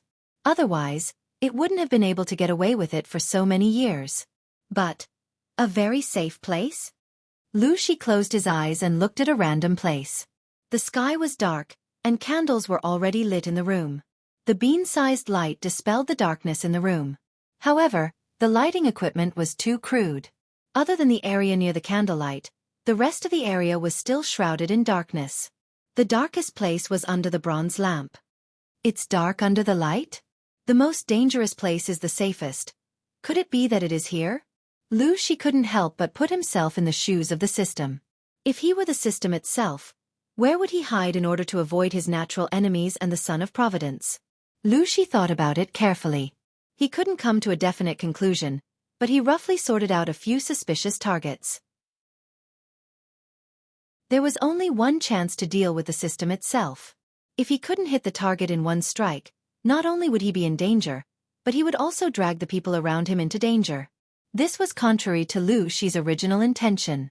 Compared to the problems Xueqi was facing now, the previous ones were nothing. In order to retaliate against the system, Xueqi had to have enough power, but he was only a part of the system. He was still trapped in the human body and had lost his special ability. Rashly clashing with the main body was tantamount to striking a rock with an egg, unless Xueqi sat in his seat, his cold black eyes flashing with a complicated light of calculation. Killing with a borrowed knife. The system itself wasn't invincible. There were plenty of people who could deal with it. Didn't it say that the patrolling merchants were in this dimension? As long as they hadn't left, everything would be easy to handle. Of course, with Xueqi's current identity, running to the merchants would be sending himself to die. But if he didn't do that, there seemed to be no other way. An unseen storm was brewing in Chongzhou. The battle between Jiang Pengji and Su Bei had also reached its climax. What subsystem, what main system? Jiang Pengji knew. Even if she didn't have the god-slaying sword in her hands, the system, which had been sliced up countless times, was destined to be pressed to the floor by her. She swore that she would use the system's petite body to wipe every single tile on the floor until it was clean and shiny. Her line of sight shifted from Chongzhou to the front lines. Jiang Pengji led the main force to attack Su Bei's main force. Qiguan Rang guarded the rear supply line, causing the enemy to return empty-handed several times. To reduce the pressure on the front lines and wait for the rear to stabilize, Qiguan Rang transferred Li Yun to the front lines. Chang Yuan received orders to lead the newly promoted generals and split up their troops to take a detour to Zhe County. They fought on two fronts to exert pressure on Su Bei. The two families fought in full swing. Huang Song occasionally jumped out to assist Su Bei and restrain Jiang Pengji's troops. What made Huang Song and the others' balls hurt the most was that, as the Lord, Jiang Pengji often led the troops into battle. Every time this happened, she would always attract a lot of hatred. Unfortunately, her martial arts were strong. She killed her way in and out of the 10,000 troops as if there was no one there. At first, everyone was attracted by her combat prowess. It didn't take long for them to notice the weapon in her hands. People always like to use the phrase, cutting through iron like mud, to describe divine weapons. In reality, this phrase was exaggerated. Many legendary, divine weapons were illusory. Only the weapon in Jiang Pengji's hands allowed them to see what it meant to cut through iron like mud. It was really cutting through mud. Not to mention one spear and one shield. Even if there were more than 10 spears and shields, they couldn't block the opponent's sharp blade. With a swing of the blade, the spear and shield, the man and the horse were all sliced into two with a smooth cut. A real divine weapon. She is already so terrifying. With a divine weapon in her hands, she's like a tiger that has grown wings. Although one person's bravery in battle couldn't affect the outcome of the battle, Hu asked Jiang Pengji to be the enemy's vassal. The vassal personally entered the battlefield to fight. Every time, she could behead hundreds of people. Wouldn't the soldiers be as excited as if they were on steroids? Every time they fought passively, Su Bei's side was under a lot of pressure. If they didn't make use of the terrain to slightly turn the tables, their situation would be even more difficult. Even if Su Bei intentionally targeted her, Jiang Pengji was slippery. She could still maneuver around the 10,000 troops. Her maneuvering and positioning were incomparably coquettish. They couldn't even hit her, let alone take her head. As a general under Su Bei's command, Xueqi naturally couldn't always command. It was common for him to enter the battlefield and encourage the troops' morale. If he wanted to find Jiang Pengji, he had to first go through the line of defense around her. For example, Li Yun. When Xueqi first saw Li Yun, he felt that his facial features were familiar. There was a special kindness between his brows. If not for the fact that they were on the battlefield and the two of them weren't on the same page, Xueqi really wanted to praise him. What a handsome young general with a friendly temperament. Even so, he still said something. "You're really good-looking. I feel like I've seen you somewhere before." Li Yun's face darkened. He picked up his silver spear and was about to poke a few holes in Xueqi's body. "Lecture." Xueqi rode his horse and retreated. He instinctively raised the spear in his hand to block. He used his skillful strength to deflect Li Yun's attack. The two of them were about the same age. They both used long spears. Their spear techniques were outstanding. For a moment, they were evenly matched. However, the more they fought, the more apprehensive they became. They hadn't exchanged blows before, but they knew each other's moves the moment they met. They were able to counter each other's moves. Just as he was about to vent his anger, the troops at the back retreated. Xueqi could only give up. Chapter 1180. Captain Xie. Do you have something on your mind? Xueqi seemed to have something on his mind after he came back from the battlefield. His eyebrows were almost twisted into a knot, and he was very worried. Han Yu was sensitive enough to notice this, so he asked quietly. Xueqi came back to his senses and subconsciously raised his vigilance. When he realized it was Han Yu who asked him, he finally let go of his guard. Military advisor Han. He didn't want to answer, but since it was Han Yu, he could confide in him. After all, he trusted Han Yu. "It's nothing. It's just that the soldier with the silver spear that I met today. I always felt that he looked familiar. More importantly, the spear technique he used seemed to be the unique technique of the Xie family. The spear technique of the Xie family is not taught to outsiders except for the direct male descendants." Han Yu asked, "Captain Xie, are you sure that the spear technique that he used is unique to the Xie family?" Xueqi nodded with certainty. The Xie family was different from other aristocratic families. They were a family of martial arts, and the whole family was full of martial arts. Many of the children in the family had to play with a small wooden spear as soon as they could walk. The foundation of martial arts also started at a young age. They were good at spear techniques and used other weapons very well. When Xueqi started practicing martial arts, he was not even as tall as the special wooden spear in his hand. The spear technique of the Xie family had long been integrated into his bones and blood. Even if he was blind, he would be able to recognize Li Yun's moves after 2 moves. It was impossible for him to make a mistake. However, he didn't say it out loud. If Han Yu wasn't trustworthy, he wouldn't have told him. Han Yu said, "She doesn't have many generals. Apart from her, there is only one other person who is good at using the spear. Li Yun." Li Yun? I've heard of him. Xueqi recalled and said, considering his age, appearance and skills, he should be the one who intercepted me just now. Han Yu continued, Li Yun was born in Fengyi County, Wanzhou, Dongqing. He seemed to be the adopted son of a peasant family. He has nothing to do with the Xie family of Gongning. The two families had nothing to do with each other. Are you sure? Xueqi looked confused. If that's the case, why does he know the spear technique of the Xie family and look so familiar? Ever since the incident with eldest uncle Xie Qian, the Xie family had been quiet. The disciples of the Xie family would not leave Yongning County easily. With Li Yun's skills, he would not have been able to master it without diligently practicing for 17 to 18 years. In other words, if there was a disciple of the Xie clan teaching him, then it would definitely be a direct descendant disciple that stayed outside for a long period of time and rarely returned to the clan. Xueqi went through all the relatives in his mind, but he couldn't find anyone who fit the criteria. Sigh, if there was no war, perhaps I could go up to him and ask who his teacher is. As a descendant of the Xie clan, he had to ask about it, or else it would be hard to explain to the clan. Han Yu said, maybe there will be a chance in the future. Xueqi could only agree absent-mindedly. At the same time, Li Yun looked as if he had just suffered a stroke. He gulped down a large bowl of water, and only then did he manage to suppress the raging fire in his chest. What a lecture! Li Yun said angrily. How could that person be my cousin? Compared to Xueqi's confusion, Li Yun knew the relationship between the two. Before he met Xueqi, he had a good impression of the Xie clan, but now it was like he had swallowed a fly. Was that Xueqi an adorable fool? On the battlefield, knives and swords had no eyes. He dared to tease him. Li Yun regretted not poking holes in his opponent's eyes. No, I think he used his actions to prove the blood relationship between the two of you. Zhang Pengji's eyes were bloodshot and she didn't pay attention to anything else. But she still had the audience in the streaming room. The salted fishes had already told her about what had just happened. She had to admit that if they weren't family, they wouldn't enter the same house. These two were really interesting.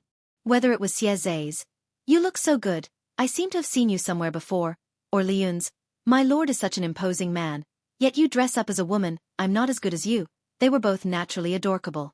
Could it be that this thing was passed down from their ancestors? As they spoke, the military doctor came in with a medical box. General, please take off your clothes and examine your injuries.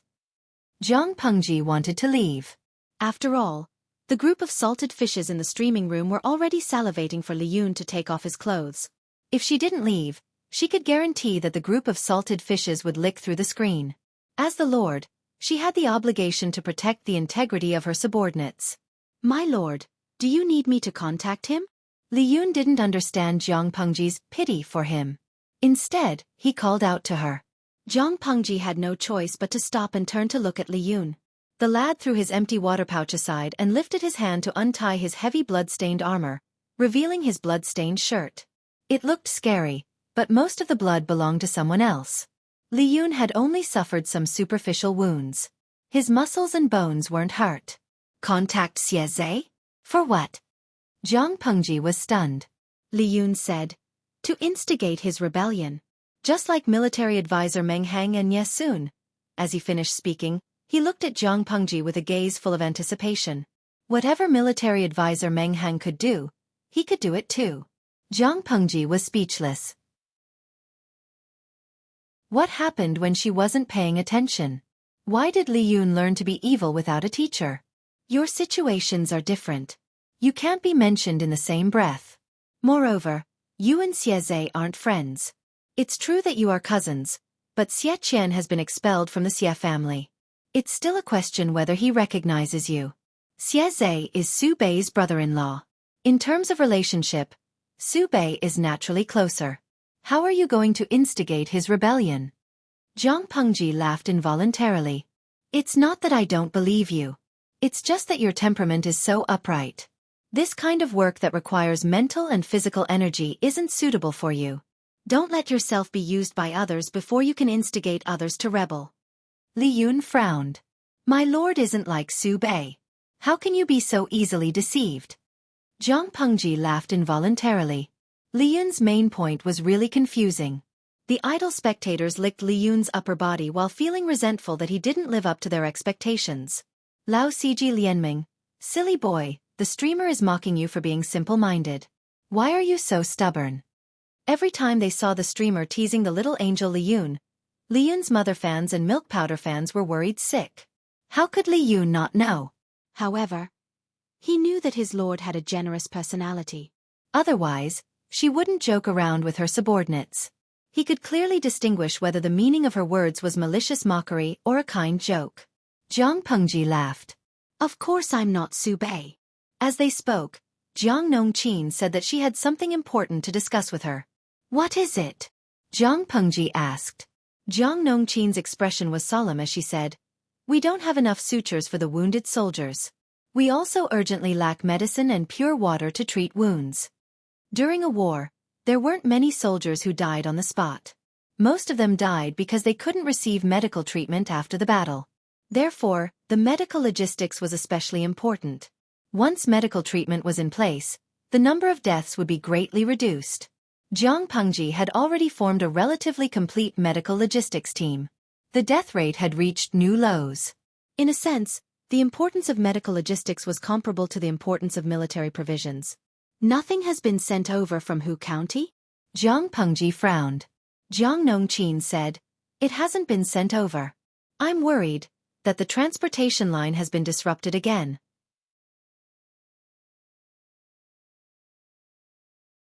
Chapter 1181. Jiang Pengji said, The lives of the soldiers are more important. If you have no choice, use boiled water instead of pure water.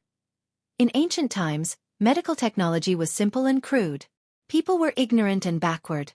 They did not know that water sources in the wild were not clean. They only judged whether the water was clear or not.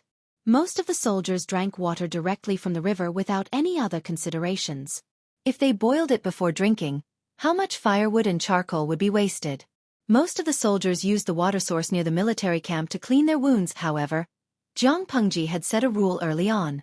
She would rather spend more military funds and manpower. The soldiers' drinking water had to be boiled before drinking. The water used to clean the wounds was boiled or distilled water, which was the pure water that Jiang Nongqin mentioned just now. The weapons used by the soldiers were not clean. Many of them had the smell of copper and rust. It was very easy for the wounds to be infected. It was not easy to extract pure water. In order to save money, most of the time it was used to treat dirty wounds with large areas. If the wounds were minor or the condition was very optimistic, boiled water would be used. The chances of infection and pus would be much lower than normal. No matter what kind it was, there was an additional process to make it. It required a lot of wood and charcoal. Jiang Nongqin thought for a while and nodded. I understand. The suture could not be made on the spot, but they could use thicker hair to temporarily replace it. In the past, there was a shortage of materials in the war. They dealt with it this way. The only headache was the medicine for external injuries. Perhaps the heavens heard Jiang Nongqin's distress. The medical supplies that were scheduled to arrive that day arrived on the third day. However, they were in a sorry state. It looked like they had been ambushed. Jiang Pengji had to ask. The commander in charge of transportation was in fear and trepidation. He was so anxious that his forehead was sweating. He had been promoted from an ordinary soldier to a sergeant. Later, he was promoted to a sergeant with military merits. Now, he was a commander in charge of 100 people. Although he was elevated among ordinary people, he never thought that he could talk to the Lord. He was so anxious that he was speechless. Jiang Pengji saw his embarrassment and said gently, Don't rush. Tell me slowly. The commander said, My lord, we were ambushed by the enemy on the way. In order to protect the goods, we had to make a detour. Fortunately, he was a local of Hu County. Before he joined the army, he was a peddler who sold groceries from south to north. He was familiar with all the routes. Of course, he was proud and afraid at the same time. He even bit his tongue when he spoke too hastily. His brown-black face was filled with anxiety. Even though they successfully arrived at the front lines, when the enemy ambushed them, they took away a truck full of items.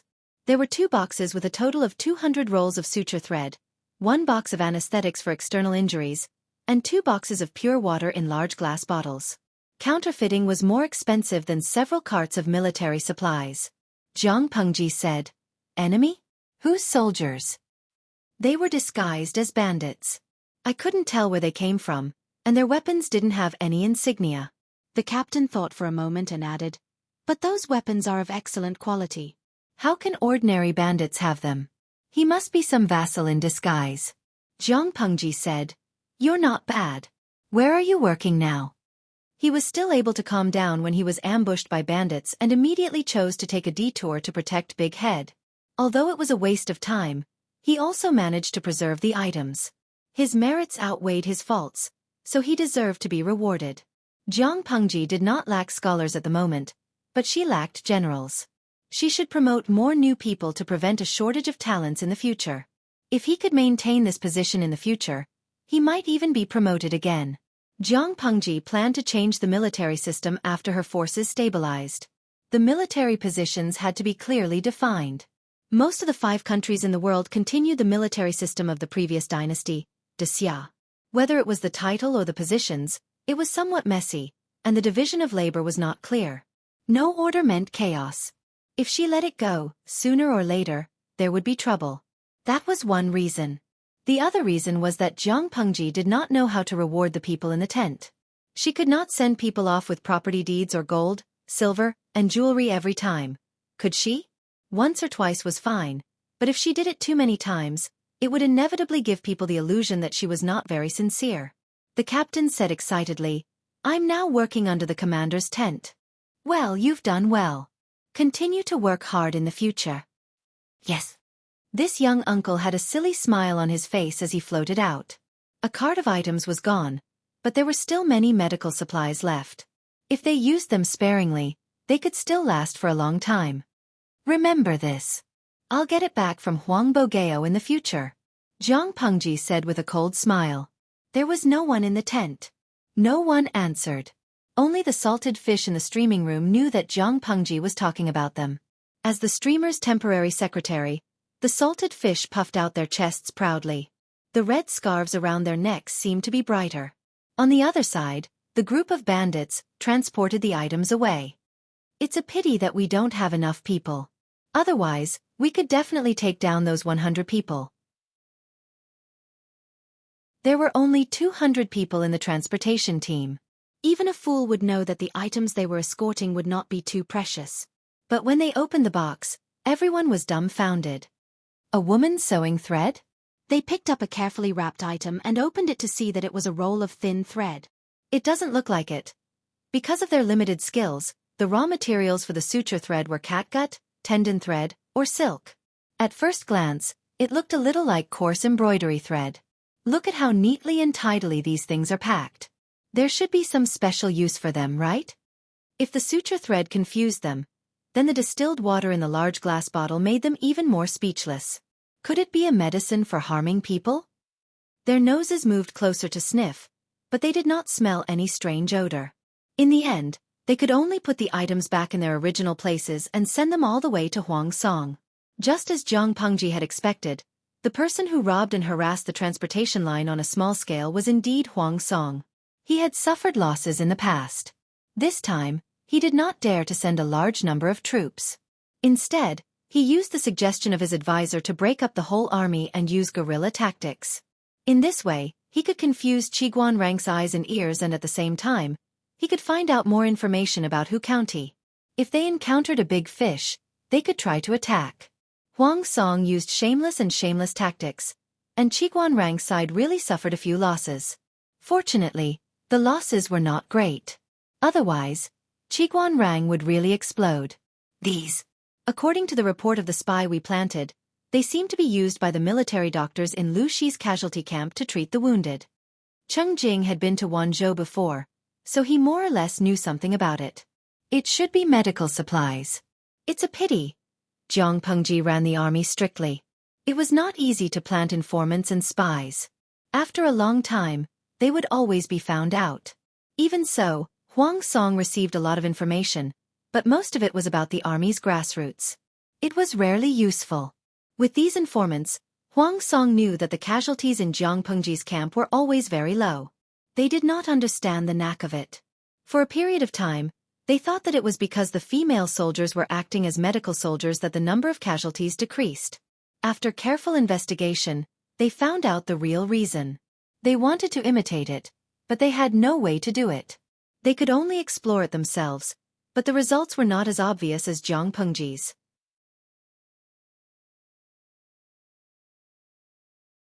Chapter 1182. An item used by the military doctor to treat the wounded? Is there a need for these threads? What is the purpose of the water in the bottle? The crowd did not understand medicine, but they knew the general process of a doctor's diagnosis. No one had heard of needles being used to treat a patient. Cheng Jing said, according to the secret agent's report, these are sutures used to stitch up wounds. They're probably used to speed up the healing of wounds? It said that this water is extremely precious and pure. Unless it's a serious illness, it's not used easily. I don't know the rest. He did not understand the technique of Qi Huang and had never dabbled in medicine. He could not explain the more specific principles. However, one thing was certain. Jiang Pengji had used these things to save a large number of wounded and sick people. The death rate of the soldiers was the lowest among the feudal lords. They did not know the secret behind it, but with these things, they would be able to decipher it one day. Using this to stitch up wounds? Like a woman sewing rags? The faces of the group of generals turned green when they heard this. They were not afraid of being stabbed by knives, but when they thought of the thin needles piercing through their skin and flesh, they all began to tremble. Were they going to treat their injuries, or aggravate their injuries? They would die of pain. They had never seen or heard of such a strange medical skill. Cheng Jing said, "That's what the secret agent said. We'll have to ask the military doctor about the specifics." Although this kind of medical technique sounded frightening and absurd, Jiang Pengji had used it for many years. The results were obvious to all. That being said, they still politely declined this kind of medical skill. Cheng Jing consulted Huang Song. After obtaining his approval, he handed over the cart of medical supplies to the military doctor for research. Looking at the situation on the battlefield, Su Bei's side is in a disadvantageous position. Huang Song had been frowning for the past few days. He and Su Bei were interdependent.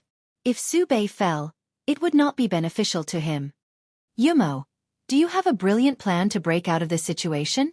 Huang Song looked at Cheng Jing expectantly. It could not be said that breaking up and obstructing Jiang Pengji's rear supply line was ineffective, but it was far from the victory he had expected. Local battles could still be useful, but when it came to the overall situation, such small skirmishes would have little impact. Cheng Jing had been thinking about this problem for the past few days. Now he had some ideas. Just as he was about to speak, a voice came from outside. "Report." The messenger had arrived. Huang Song frowned and said, "Come in." "What's the news from the front line?" The messenger reported, "My lord, Zhangzhou's Eastgate County has lost and fallen into the enemy's hands." Zhangzhou's Eastgate County. Huang Song couldn't react for a moment. After a while, he asked in astonishment, "Isn't Dongmen County currently in Su Bei's hands?" Cheng Jing said with certainty, "Dongmen County is indeed in the hands of Duke Xinzhao." This area had been bitten off by Su Bei from Yang Tao's body. If not for Yang Tao's focus being on Nanxing, he would have smashed Yang Tao's brain. Huang Song asked, "Who took over Dongmen County?" Jiang Pengji ordered Chang Yuan to lead the newly promoted generals to attack Shi County, but Shi County was not made of paper. So far they had not achieved much. How did Chang Yuan cross Shi County's line of defense to take half of Zhangzhou? It was evident that the person who conquered Zhangzhou was not Chang Yuan. Who could it be? The messenger said, "I heard that the flag has Yang written on it, so it should be Yang Tao." Yang Tao? Huang Song raised his brows, as if he hadn't thought of this possibility. When half of Zhangzhou was lost, Yang Tao didn't have much of a reaction. This matter had already passed, so why was he settling scores now? The three feudal vassals of Dongqing were already fighting in a mess. Why did Yang Tao interfere? Huang Song hadn't thought of the possibility that Yang Tao was Jiang Pengji's reinforcements, but Cheng Jing did. He told Huang Song about this conjecture, and the latter's expression became grave and solemn. After a while he said, "This seems like Lu Shi's style. He really doesn't want to be at a disadvantage." It wasn't that Jiang Pengji couldn't fight two people at once, but there was only benefit and no harm in getting another ally to share the firepower and pressure. Qing Jing said, I can't be sure. This still depends on Yang Tao's next move. If he takes back half of Zhangzhou, he'll be satisfied. He should be taking advantage of the chaos to seek profits and specially send troops to take back his father's legacy. If he's not satisfied, he can send troops to cooperate with Cheng Yuan to attack Xueqi. Needless to say, this was definitely not taking advantage of the chaos to gain benefits. It was clearly a premeditated military operation. Regardless of the possibility, Huang Song couldn't continue to play the supporting role. Almost at the same time, Su Bei also received the grievous news. With a loud bang, Su Bei slammed his palm on the table. His palm had turned red from the impact. Yang Tao, you're such a bully. The enemy was taking advantage of the situation. To Su Bei, it was like adding hail to snow. He had been restrained by Jiang Pengji's main forces in one area and had been sulking. The few times he went out to battle, he won more than he won. This was a huge blow to his morale. Everyone was dispirited and listless. Su Bei only thought that Yang Tao was taking advantage of the chaos, but Han Yu wasn't so naive. My lord, now is not the time to be angry, he said. My lord should think about how to deal with Lu Shi and Yang Tao's alliance. Su Bei's heart thumped. Was it possible for the two of them to work together? The officials under the tent frowned. If Han Yu's words were true, the pressure they faced would increase. Is military advisor Han exaggerating to scare us? I've never heard of any friendship between the two of them. Half of the family business left behind by his father had been lost. Yang Tao hadn't even deployed troops from Nanxing to help. How could he come back just like that? The officials under the tent didn't want Yang Tao to get involved. Han Yu said calmly, since it's beneficial, why do we need to talk about friendship when it comes to forming an alliance? My lord, why don't we send an envoy to probe and persuade them? Cheng Sun thought about it and chose a roundabout strategy. Yang Tao and Lu Shi don't have a deep friendship. If they really form an alliance, it must be because of some benefits. If we can find out the reason, we can find the right solution. If Yang Tao got involved, it was hard to say whether Xueqi could be saved.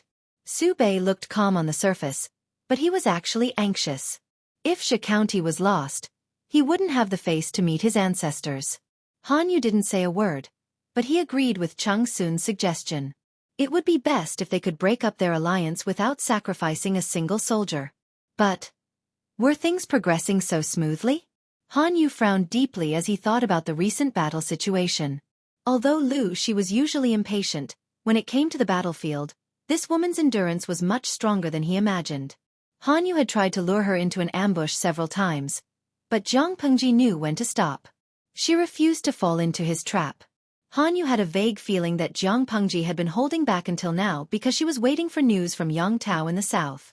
Han Yu didn't guess everything correctly, but he was 80% right. Report. The enemy is shouting in formation outside the pass. The faint sound of a horn drifted into everyone's ears.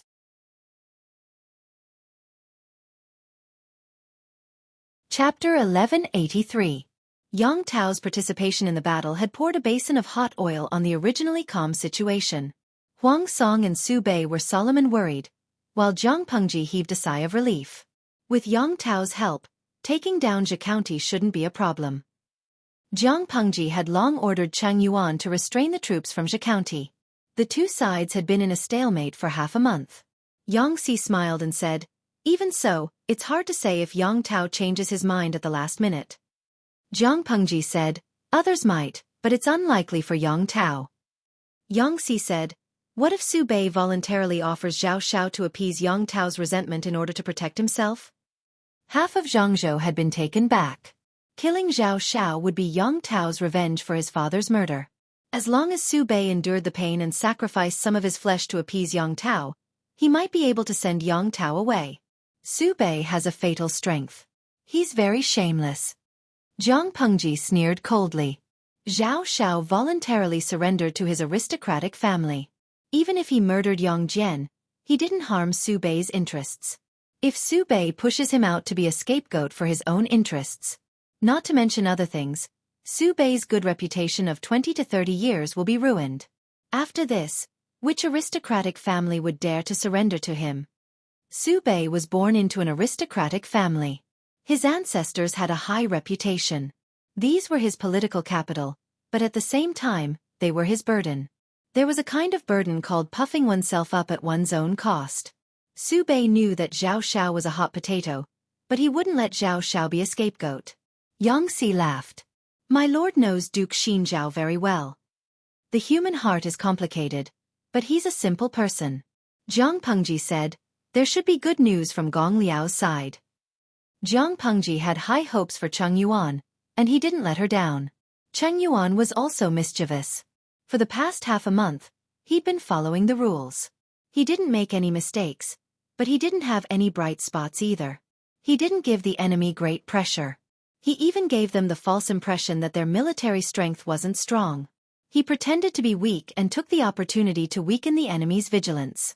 If it were any other lord, Cheng Yuan would have been dissatisfied if he hadn't made any progress for half a month. However, Jiang Pengji let him do it. In order to support Cheng Yuan's plan, Jiang Pengji also asked Qin Gong, who was born in Zhe County, to lead troops and horses to Cheng Yuan's side to support him. As expected, the governor of Zhe County became more and more arrogant. Usually, he would float on the spot when he walked. At the spur of the moment, news of Zhangzhou's defeat came from outside. The commander of Zhe County saw that the morale of his soldiers was low. He felt that they urgently needed a great victory to boost their morale. If he could achieve a great victory and capture the enemy's leader, he would definitely receive the lord's appreciation and his status and power would increase. Cheng Yuan narrowed his eyes. It's about time. Qin Gong was a native of Zhe County. He was very familiar with the surrounding terrain and had provided Cheng Yuan with many conveniences. Once again, they sent out their troops to challenge Cheng Yuan. The two sides fought fiercely, and Cheng Yuan's side was still no match for them. After fighting for a while, they began to show signs of weakness. There was a saying that went, don't chase a cornered enemy. But Cheng Yuan's repeated defeats in the past few days had fueled the arrogance of the defending generals. When someone advised him not to pursue a cornered enemy, the defending general said angrily, a cornered enemy, a cornered enemy. Every time they come and go they say the same thing. An armchair strategist was nothing more than that. We've already probed Lu Gang's forces. They're not as terrifying as the outside world says. Their forces are small, so if we don't chase after them and kill them all, are we supposed to watch them escape? Army, follow me. But the place where Lu Gang's forces retreated is covered in tall bushes and dense forests. It's a good place to set up an ambush. We mustn't chase after them. We'd rather let one of them go by mistake than. Before he could finish speaking, the defending general had already galloped far away. It was not his fault that nobody listened to him. It was Cheng Yuan's fault for acting several times in the past, so he had long worn off the defending general's wariness. The defending general led his troops to charge and beat up the remaining soldiers. It was actually somewhat irresistible. They had won repeatedly, and their morale was high. However, he was not happy for long. Before he could retract the smile on his face, countless arrows shot out from the dense forest on both sides. The flags representing the enemy were raised, and the enemies popped their heads out one after another. Their battle cries shook the sky. An ambush? The defending general's heart palpitated. He grabbed the reins with all his might, causing the warhorse under him to neigh in agitation. They were about to retreat, but Cheng Yuan had already sealed off the path they had come from, giving them a chance to catch a turtle in a jar. Since you're here, don't leave. Cheng Yuan heaved a long sigh of relief. He had been under too much pressure recently. Even if he deliberately showed weakness to the enemy, it still affected his morale. As the planner, the pressure he bore was not small. Seeing the enemy fall into the trap, he felt that the grievances he had suffered for the past half a month had all disappeared. Arrows, rolling logs, and hot oil were all directed at the enemy. The defending general was not Yang Si, and the troops under him were not the elites that Jiang Pengji had carefully trained for several years. They had already lost their sense of propriety when they encountered an ambush. The army formation was in a mess. How could they maintain order and resist the enemy's retreat? The more chaotic they were, the more casualties they suffered. In less than an hour, the place was already a river of blood. Broken limbs and remains were everywhere. It was like the inferno of Azura. Flames rose, and a strange smell floated in the air. As time went by, the battle cries gradually became deeper. Early on, when they had fallen into the ambush, Cheng Yuan had divided his troops to attack the city gate at the border of Xueqi County. Once this city was breached, Xueqi County would no longer have the protection of the natural stronghold. Cheng Yuan could make use of the water resources in Xueqi County to lead his troops straight in. Although there were important military towns along the way, most of the troops had been transferred by Xu Bei to Hu County. As long as Cheng Yuan was not out of his mind, he would definitely not lose. Seeing that the defense line of Xueqi County was about to collapse, Xu Bei and the rest were also anxious. He tried to send more troops to help, but there was still a god of death blocking the way, Jiang Pengji. Xu Bei simply abandoned Han Yu's strategy and directly mobilized his troops to engage Jiang Pengji in the largest and most vicious battle since the start of the war. In the end, the more anxious they were, the more disadvantageous they would be. Without the hindrance of the terrain, how could Jiang Pengji's cavalry not run wild and trample on the enemy? The cavalry of the north borderline was so strong, but in the end, they were still overthrown by Jiang Pengji. Would she be afraid of a mere Xu Bei? If Huang Song had not sent more troops along the way to help Xu Bei stabilize the situation, his losses would have been even greater. At the same time, the emissary sent by Xu Bei also met Yang Tao. From his mouth, he extracted the reason for his alliance with Jiang Pengji. To be honest, Yang Tao originally did not want to get involved in the situation in Dongqing. He only wanted to quietly develop his strength and let the group of immortals fight amongst themselves. Who asked Xu Bei to accept Zhao Xiao's allegiance? The hatred of my father's murder is absolutely irreconcilable. How can I allow my enemy to go unpunished? Yang Tao's voice was deep, and his mature face had the dignity of a superior. Emissary, there is no need to speak further. I will personally kill that despicable Zhao Xiao to comfort my father's soul in heaven. The emissary choked.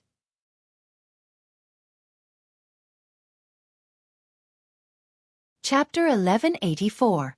Are you sure Yang Tao said that? Upon receiving the messenger's reply, Xu Bei's face turned ashen.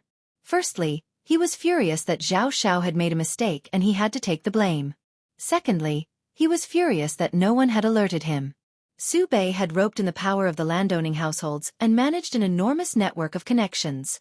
There were at least 40 to 50 surplus generals like Zhao Xiao, who he kept up appearances. Every time a landowning household defected to his side, it meant the expansion of his own power and connections. How could Xu Bei possibly reject them? Zhao Xiao was also a famous scholar in Zhangzhou's East Gate Prefecture. Xu Bei had always been very tolerant towards scholars. He came to seek refuge with her, which meant that her reputation was attractive to famous people. He had never expected that Zhao Xiao would have such a debt on him. If he had known about it back then, he might not have been willing to accept him. Xu Bei's expression did not change much, but his heart was filled with regret. Everyone knew how to say things after the fact. Those who understood Xu Bei would know that even if he had known about the grudge between Zhao Xiao and Yang Tao in advance, he would still have accepted Zhao Xiao. Why did he say that? This was because other than the incident with Yang Jian, Zhao Xiao didn't have much of a blemish on his record. If Xu Bei rejected Zhao Xiao's offer of allegiance because of the enmity between Zhao Xiao and Yang Tao, wouldn't that be telling the world that he was afraid of Yang Tao? Xu Bei was someone who would rather die than lose face. Reputation and face were more important than any other worldly possessions. Moreover, when Zhao Xiao had pledged his allegiance to him, Xu Bei's influence had been on the rise. He might not have been afraid of Yang Tao. Faced with Xu Bei's interrogation, the envoy trembled as he replied, "That is indeed the case." This time, Xu Bei gave up. Under the tent, Zhao Xiao trembled inwardly. Even though his heart had shrunk into a quail, he still put on a righteous expression on his face. Rather than waiting for Xu Bei to find trouble with him, he might as well be honest and take a step back in order to advance. Based on Xu Bei's temperament and style, he would not be able to bring himself to punish him. "My lord, this matter is nothing more than a personal grudge between Xiao and Yang Tao. Every injustice has its enemy, every debt has its creditor. This matter should be settled by Xiao and him." Zhao Xiao's voice was solemn and tragic. "Back then, I went to Nanxing to escape pursuit. Fortunately, my lord did not abandon me and gave me the title of general. I have been working for you for more than a year, but I have not made any contributions. I only hope that I can use my lowly body to do my best for my lord." Su Bei's complexion did not improve. Instead, it worsened. What is the meaning of this? Zhao Xiao straightened his chest and said, Xiao is willing to take your head and settle this old grudge. I, Su Xinzhao, will not do such a thing even if I die. Su Bei sternly replied, if the world were to find out that I forced an official to die in order to protect myself, would you be accusing me of being unjust? Even if I can survive, I won't be able to face anyone. Su Bei decisively interrupted Zhao Xiao's words, not allowing him to refute. Zhao Xiao could only sigh and retreat. Su Bei dismissed the meeting, leaving Han Yu and Chang Sun alone. When Zhao Xiao sought refuge with Su Bei, Han Yu was still on a business trip. He was so busy that his feet hit the back of his head. By the time he found out that Zhao Xiao was also in Su Bei's camp, it was already too late for him to stop him. Chang Sun, on the other hand, had no room to speak. This Zhao Xiao. Su Bei's eyes flashed fiercely. Don't be fooled by Zhao Xiao's righteous words. In reality, he was tearing down Su Bei's pride and forcing him to express his stance. To Su Bei, this was a humiliation. He hated it when others forced him to do something. Han Yu sighed. Yang Jian was an outstanding man, but in the end, he died at the hands of a vile person like Zhao Xiao. Su Bei's eyes flickered. He silently suppressed the resentment in his heart. Now he was saying that Zhao Xiao was a vile person. Why didn't he remind him in time in the past? The more vicious Jiang Pengji's attacks were, the harder it was for Su Bei to defend himself. Under such circumstances, Su Bei's expectations of Han Yu grew higher. If Han Yu couldn't turn the tide, not only would Su Bei not sympathize with him, but he would also have a bad opinion of him. Chang Sun spoke up in time to interrupt Su Bei's thoughts. Looking at the current situation, we can't take the path of persuading Yang Tao. Upon hearing this, Su Bei's mind went blank. One Jiang Pengji was hard enough to deal with. If it wasn't for Huang Song's assistance and the combined forces of the two families, Su Bei would have long been defeated. When Yang Tao brought his troops and met up with Jiang Pengji, the scales of victory would undoubtedly lean towards Jiang Pengji's side. Compared to the disadvantageous situation on the battlefield, Su Bei was more worried about Xueqi. Xueqi was his base. If his base was also destroyed, Su Bei wouldn't have the face to meet his ancestors even if he died. Perhaps it was because the more one feared something, the more likely it would happen. Just as Su Bei and the other two were having a secret discussion, a piece of bad news arrived. Reporting. Su Bei frowned. Come in. The messenger opened the tent flap and entered. With a heavy expression he reported, reporting to my lord, Xueqi's Mingsha Pass has fallen. The garrison troops, including the garrison general, were ambushed. The enemy's army followed the Taiqing River and entered Xueqi. They successively captured 3 strategic towns, Xueqi. The messenger felt the terrifying pressure emanating from Su Bei. His voice became softer and softer. He lowered his head, not daring to look at Su Bei's face.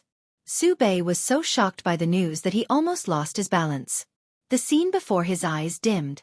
Chang Sun saw that the situation wasn't looking good and hurriedly stepped forward to support him. Xueqi was a rich and populous place.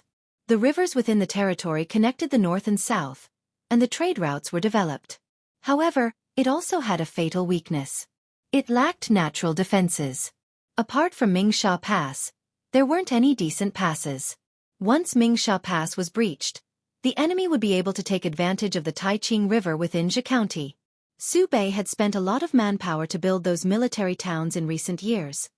The garrison troops of Mingsha Pass were ambushed? What's going on? Han Yu immediately grasped the crux of the problem. Mingsha Pass had sufficient military strength. How could it be easily captured by the enemy? Unless the garrison general was greedy and rash. When Han Yu thought of this possibility, his already serious facial features became even colder. He had warned the garrison general of Mingsha Pass to avoid greedy. The messenger stammered out the cause and effect of the ambush. Han Yu was so angry that the veins on his forehead bulged. Xueqi was hopeless. Calculating the distance and the enemy's combat strength, it would take at most 3 to 5 days to conquer the entire territory of Xueqi. News from the battlefield was often delayed by a few days. Xueqi might have already fallen by now. Losing the territory could still be fought back, but family, Han Yu's heart sank. Winner takes all. Su Fei was dead. The fate of his entire family was still vivid in his mind. Su Bei seemed to have thought of this possibility as well. He said with a serious face, "Can we send out the troops today?" Cheng soon opened his mouth to speak. He turned his gaze to Han Yu, hoping that he could dissuade the emotional Su Bei. Han Yu said calmly, "The war just ended yesterday. The soldiers have lost too much of their combat strength and have yet to recover. It is not advisable to send out the troops today. My lord, please keep the matter of Xueqi County a secret for a while. If everyone knows that Xueqi County has fallen, they will be worried about their families and will not be interested in the war." Although it was heartless, Han Yu's approach was correct. If this bad news were to spread, the already weak morale of the army would most likely collapse.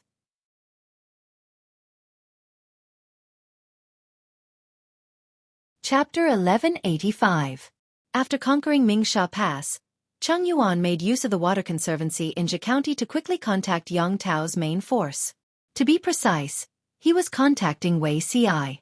After Wei Ci received the letter, he thought for a moment and wrote a reply to Cheng Yuan. The content of the letter was mostly about matters to take note of during the march, and it also contained some personal goods. Although Jiang Pengji was born into an aristocratic family in this life, she suppressed the aristocratic families even more ruthlessly than in her previous life. Regardless of whether one was a feudal lord or an emperor, one needed not only talent but also wealth to accomplish great things. How could one do it without money? 60% of the world's wealth was in the hands of the aristocratic families. If they did not take advantage of the chaos of war to attack the local tyrants and scrape off their fat, it would not be easy to make a move in the future. Once the world was at peace, the landowning households would use their resources to amass wealth again. It could be said that there would be no end of trouble in the future. However, this was not a problem for Wei Ci. He had followed Her Majesty for dozens of years in his previous life. He had seen with his own eyes that she had done countless evil deeds and dug countless traps for the gentry and commoners. He didn't dare to say that he had learned the essence of the other party, but he still knew how to imitate them. Don't be fooled by Wei Ci's good looks. When he becomes evil, he has the face of a human but the heart of a beast. The goods he smuggled in would definitely teach Cheng Yuan a lesson. Cheng Yuan and Qin Gong led the army and broke through the Mingsha Pass. Following the Taiqing River, they conquered several important military towns. The hinterland of Xueqi County was open to them. Before invading Xueqi County, the two of them repeatedly ordered that the soldiers were not allowed to disturb the people. If anyone was found to be robbing the women, they would be punished according to military law. Those who voluntarily reported would be rewarded with merits, but those who did not report would be punished. Xueqi County was the Su family's territory, and the people's hearts were with the Su family. If outsiders harmed the local people, it would definitely cause them to retaliate and resist. Jiang Pengji's training over the years was effective. Moreover, the military political commissar was violently brainwashing them day after day. Who dared to commit crimes against the will of the people? Our army won a great victory, but the soldiers were still in good order. This made Qin Gong sigh with emotion. If all the soldiers in the world could be like them, how many tragedies would there be in the world? Qin Gong's emotional words were accidentally heard by Cheng Yuan. Cheng Yuan smiled and said, "Feng Jing, you're wrong. If all the soldiers in the world are like this, the casualties will only be greater." Qin Gong was at a loss. Did Cheng Yuan say something wrong? Cheng Yuan explained, "In a battle between vassals, if their forces are almost the same and their military strength is equal, it means that the war will drag on indefinitely because none of them can do anything to the other. Fighting a war not only required the soldiers to fight with their lives on the line, but also required the support of the common people in the rear. The longer it drags on, the more people will starve to death, and the more soldiers will die on the battlefield. In this way, won't there be more casualties?" Qin Gong understood. He scratched the back of his head in embarrassment and smiled innocently. Cheng Yuan felt his hands itch. No wonder those military advisors liked to bully Li Yun so much. It was addictive to bullying honest people. The population density of Xueqi County was much higher than that of a small place like Hejian County. The more landowning households there were, the more wealth they would have. When Cheng Yuan received Wei Ci's reply, he immediately understood what to do. He didn't raise his butcher's knife against the landowning households, but he ordered a portion of his soldiers to break up and rob them under the guise of bandits. Before Chang Yuan led his troops to attack, Xueqi County was considered a haven for the landowning households in troubled times. Every household had a rich heritage. When the army invaded, most of the small landowning households planned to move away to avoid the disaster. This actually benefited these fake bandits. They didn't rob women or people, they only wanted wealth. They took away all the neatly packed family wealth that they had painstakingly packed up. Of course, they weren't too crazy. They didn't touch any of the jewelry on the women, but they couldn't let go of the accessories on the men. The small landowning households were in a hurry to move and were robbed, but the middle-ranking landowning households were unhurried. They didn't have anyone in their family who was an official, but their heritage was still passable. As soon as the new owner arrived, they surrendered to her without fear. But they didn't escape the evil hands. The bandits still looted half of their property. To prevent them from suspecting, they even raised their butcher's knife to kill those who resisted. Apart from these, the remaining landowning households and businesses were the landowning households that followed Xueqi. They were the most panicked, especially the families of Xueqi's officials. If they fell into Jiang Pengji's hands, it was hard to guarantee that she wouldn't use them to threaten their relatives. Su Yanxiao welcomed her second great escape, under such circumstances. She had just woken up that day. The courtyard was different from its usual deserted state. The servants were busy packing their luggage. Su Yanxiao's position in Xueqi's residence was very awkward.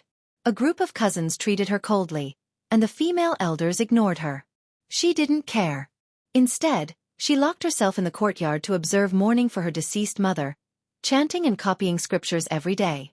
A few days ago, she faintly heard a few maids talking about the situation outside. It seemed that the enemy was about to attack again. Enemy? Which feudal lord? Su Yanxiao subconsciously thought of Qin Gong. After not seeing him for a few months, she actually thought of him more than before. Now she was all alone.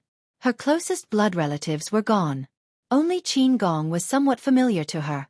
The maid stammered, "I think it's the one in Wanzhou." Wanzhou? That was the Lord Lu Shi that Qin Gong served now? Ripples appeared in Su Yanxiao's calm heart. Her slightly furrowed brows slowly relaxed. When she heard that the enemy had attacked, she subconsciously thought of the barbican from a few months ago. Her heart tightened, as if she had fallen into an ice cellar. However, Qin Gong's promise to her made her feel inexplicably at ease. All her hesitation and fear disappeared without a trace. Now where was he? As usual, Su Yanxiao finished copying the scriptures. She recited the contents of the scriptures and placed the scriptures in a copper basin to burn for her deceased mother. With a creak, the courtyard gate opened. The first-grade maid assigned to her by Su Bei's legal wife hurriedly said, "Miss Xiao, quickly!" Su Yanxiao lowered her eyes and asked, "What's wrong?" The maid said, "The carriage and horses are already prepared outside." "Why hasn't Miss Xiao?" Su Yanxiao raised her eyelids coldly and glanced at the unruly maid. The maid wasn't the least bit intimidated by her attitude. Instead, she grabbed her wrist. Su Yanxiao pulled her hand back. "Go and tell Auntie that I'll go over after I've packed my things." The maid said, "Miss Xiao, what do you have to prepare? Right now, escaping with your life is more important. Money and jewels are all worldly possessions." Su Yanxiao laughed coldly and took the initiative to walk to the gate. "Forget it. Let's go." She was just an orphan girl living under someone else's roof. Even if the maid was rude to her, she couldn't say anything. The maid was right. Apart from this person, what else did Su Yanxiao have in this courtyard that belonged to her? Since that was the case, what else did she have to prepare? Su Yanxiao seemed to be invisible. She didn't make a sound as she was shoved into the carriage. She kept her head lowered throughout the entire journey. The carriage drove to the pier and Su Yanxiao was once again arranged to enter the cabin of the large ship. As she watched the pier disappear from her line of sight, she sighed silently. She lowered her head and recited the rebirth scriptures, as if doing so would calm her anxious and flustered heart. After traveling for about 15 minutes, the frightened cries of the women could be heard from outside the cabin. Su Yanxiao suddenly opened her eyes.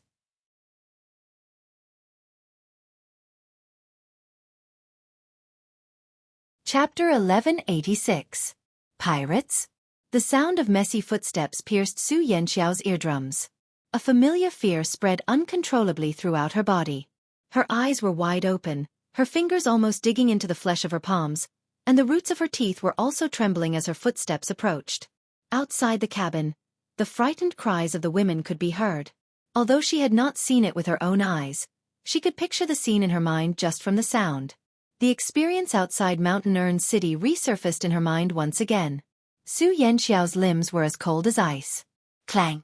The door of the cabin was violently pushed open, and the burly boatman whistled loudly at the panicking women in the cabin. "Oh, the big fish are all here." The other party's elegant words carried a thick Xueqi accent. He chuckled and said, "Are you going to come out on your own, or do you want us brothers to carry you out one by one? Whoever refuses to cooperate may be fed to the fish." The women in the cabin were all Su Bei's concubines, daughters born of concubines, and first-ranked maids. Despite the pirates' threats, they wept and did not dare to move. They were miserable beyond compare, their cries almost piercing one's eardrums. Su Yanxiao clenched her fists in fear. Her face was pale from the loss of blood. She felt that the current situation was even more terrifying than that time in Mountain Urn City. Previously, she had not been alone. Her mother had protected her with all her might, so Su Yanxiao had felt a sense of security. Now, she was all alone. Her life and death were in the hands of the heavens. The pirates impatiently threatened her again. Su Yanxiao still did not move. The pale-faced first-ranked maid beside her pushed her. "Miss Xiao, if you don't go out now, they will throw you into the river to feed the fish." Su Yanxiao snapped out of her daze. Her face was pale as she turned to glance at the maid beside her. The inner residence of the Su family was not peaceful. These maids who served their masters were all shrewd people. They were used to swerve to the wind, flattering the strong and trampling on the weak. Su Yanxiao's status was awkward. Her biological father was Su Bei's younger cousin, but he had been forced to hang himself. Her biological mother had committed suicide for love. She was just an unloved orphan. Even if Su Bei wanted to treat her well for the world to see, how would the outside world know how she lived in the inner residence? Eldest aunt treated her coldly and never asked about her situation. No matter what, Su Yanxiao was Su Fei's eldest daughter. Her living expenses and monthly allowance were actually based on that of Su Pei's concubine daughter. The servants didn't serve her well and often slacked off. The only first-class maid was also a slacker. Every day, Su Yanxiao's meals were secretly eaten by the other party before they were sent to her table. Fortunately, the weather was still hot. If it was winter, she might not even have a hot dish to eat. Because Su Yanxiao was still in mourning, the auntie casually bought her clothes and jewelry. They looked good on the surface, but Su Yanxiao knew very well what was inside. Even so, after those items were put into the storeroom, they were secretly taken away by the servants. It wasn't that Su Yanxiao was soft-tempered, but she was now living under someone else's roof. How could she have the dignity of a master? She had also taken the opportunity to mention the wicked slaves to First Aunt, but First Aunt did not take it to heart at all. Instead, she encouraged the wicked slaves. For example, the first-grade maidservant beside him had repeatedly overstepped her authority and was constantly pushing and shouting. Su Yanxiao said, "If I go out, I'll die. If I don't go out, I'll still die. Why should I waste my energy to take 2 more steps?" The maidservant choked on Su Yanxiao's words. After a while, she rolled her eyes at her. What an ungrateful orphan girl. She didn't even live a decent life as a servant and always acted like a master. Did she really think that she was still the honorable wife of Lady Su? As the master and servants spoke, the pirates outside had already lost their patience. They raised a wooden club and raised it, ready to strike. The womenfolk were so frightened that their eyes were filled with tears. One by one, their legs turned to jelly as they supported each other out. Some of them even crawled out in embarrassment. The first-grade maidservant saw that Su Yanxiao refused to budge and spat, "Ungrateful girl." She followed the womenfolk out anxiously. Outside, there were many pirates standing guard. They had already occupied all the boats that were escaping. Everyone was terrified. "What are you looking at? Haven't you seen a man before?" The pirates outside laughed and bared their teeth. A second ago they were still laughing, and the next second, they were threatening with fierce faces. Their voices were as loud as thunder. "All of you, Squat against the railings and put your hands on your head. If anyone dares to raise their head, I'll gouge out their eyeballs, strip off their clothes, and throw them into the river to be sacrificed to River Earl. Su Yanxiao saw that the pirates didn't have any intention of touching the womenfolk and was astonished. The pirates saw that there was a skinny maidservant in the cabin. They saw that her clothes were simple, that her black hair was bare, and that her small face was white and clean. They instantly thought that she was a low-level maidservant that served in a rich mansion. They urged, "You go out too." Su Yanxiao didn't have any desire to live right now. The heavens wouldn't care for one person again and again. Last time, Qin Gong was able to rush over to save her, but this time, he couldn't escape. Rather than being herded outside like livestock and enduring unknown humiliation, it was better to die cleanly. Su Yanxiao wasn't moved. That pirate tried to threaten her with a wooden club, but she had an expression that said, "If you want to hit me, I'll kill you." The pirates.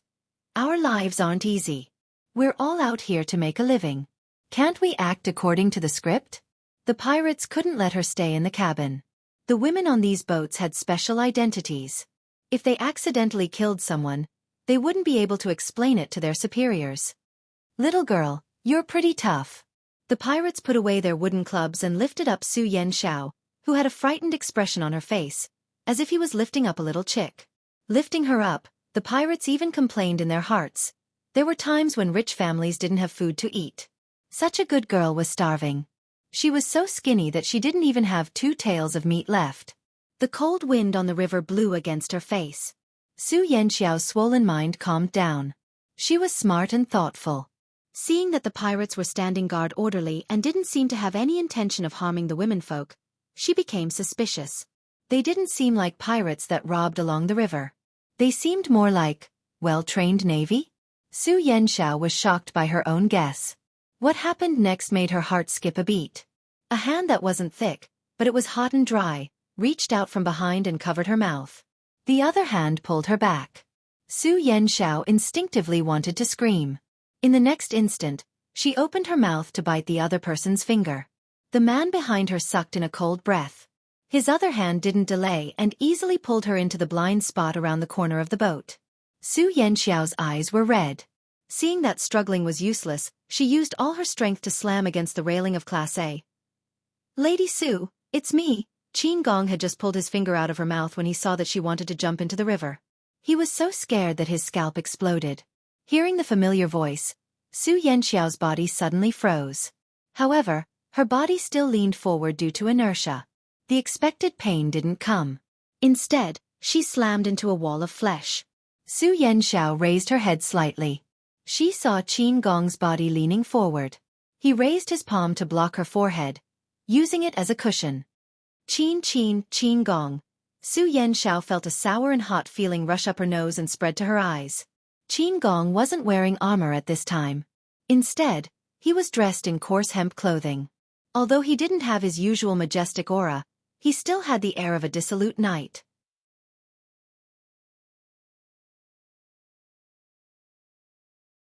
Chapter 1187.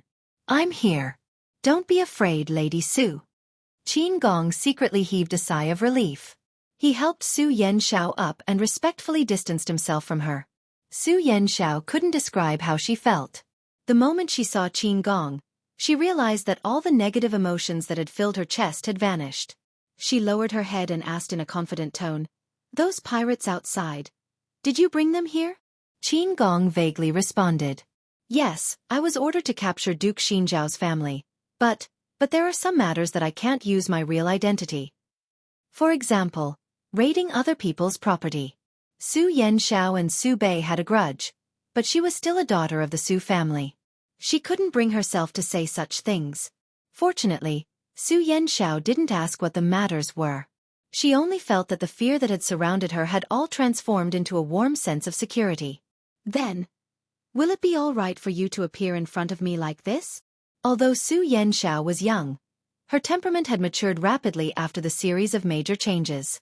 Ever since Yang Si had given her some pointers, she felt more guilty towards Qin Gong. Qin Gong had taken care of her on account of his former master, but she was still his burden at the end of the day. She wasn't a heartless person. She had seen all of Qin Gong's sacrifices. Hearing his words, Su Yanxiao couldn't help but worry for him. Logically speaking, I shouldn't have appeared to avoid being recognized. It wouldn't be good if I caused trouble for the Lord, Qin Gong said sincerely. But I'm really worried about you. You look so pale and I feel anxious. I'm afraid you'll do something stupid. Qin Gong had noticed Su Yanxiao long ago, but it wasn't convenient for him to show himself. He had been secretly observing her just now. Seeing her deathly still expression, he couldn't help it. He decided to cover his face and used the excuse of sending away the pirates on guard nearby. He then secretly pulled Su Yanxiao out to say a few words to comfort her. Don't be afraid. You still have him. Su Yanxiao's cheeks reddened. A faint blush appeared on her pale face. An indescribable throbbing spread through her chest. Even she couldn't describe what she was feeling. She had never thought that Qin Gong was so good-looking. She couldn't get enough of him. Coincidentally, Qin Gong was the same. I'm fine, Su Yanxiao said. Don't delay your business because of me. Even though Su Yanxiao knew that Qin Gong wouldn't abandon his work for personal reasons, she still couldn't help but remind him. The temperature of her burning cheeks didn't subside. Don't worry, Madam Su. Qin Gong didn't have much time, so it wasn't convenient for him to say too much to Su Yanxiao. Although there was no one around, the pirates standing guard on the other boats saw it.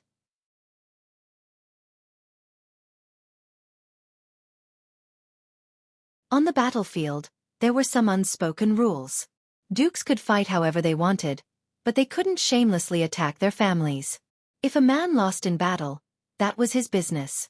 The women in the backyard could not be implicated. If Su Fei's wife and concubines hadn't encountered the bandits, they wouldn't have ended up like this. No matter how much Su Bei hated Su Fei, he still had to take care of his cousin's widows for the rest of their lives. He couldn't let them be humiliated. Madame Su Bei was hesitant. She really didn't want to disembark. At least there was a moment of peace on the boat. If she went ashore, wouldn't she become a captive and her life would be in the hands of others? I'm afraid this isn't appropriate. Let's wait and see. Madame Su Bei declined tactfully. The beautiful woman didn't show any displeasure and returned to her circle. This woman was Han Yu's wife. She came from an aristocratic family. Her calm demeanor was more like a matriarch than Madame Su Bei. The two parties confronted each other for a long time. In the end, it was the people on the boats who gave in first.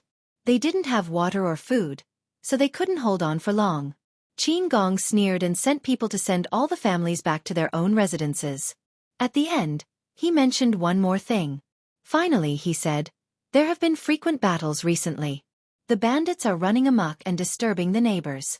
Madams, if there is nothing important, don't leave your residences to avoid the bandits. I will do my best to apprehend the bandits as soon as possible and ensure the safety of all the madams.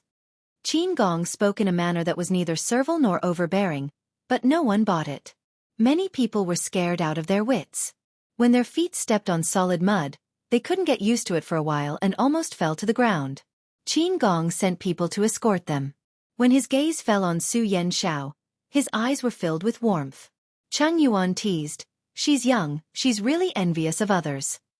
Qin Gong laughed foolishly. It's still too early to talk about this. We'll talk about other things when she reaches marriageable age. Cheng Yuan sighed. The whole world reeked of love.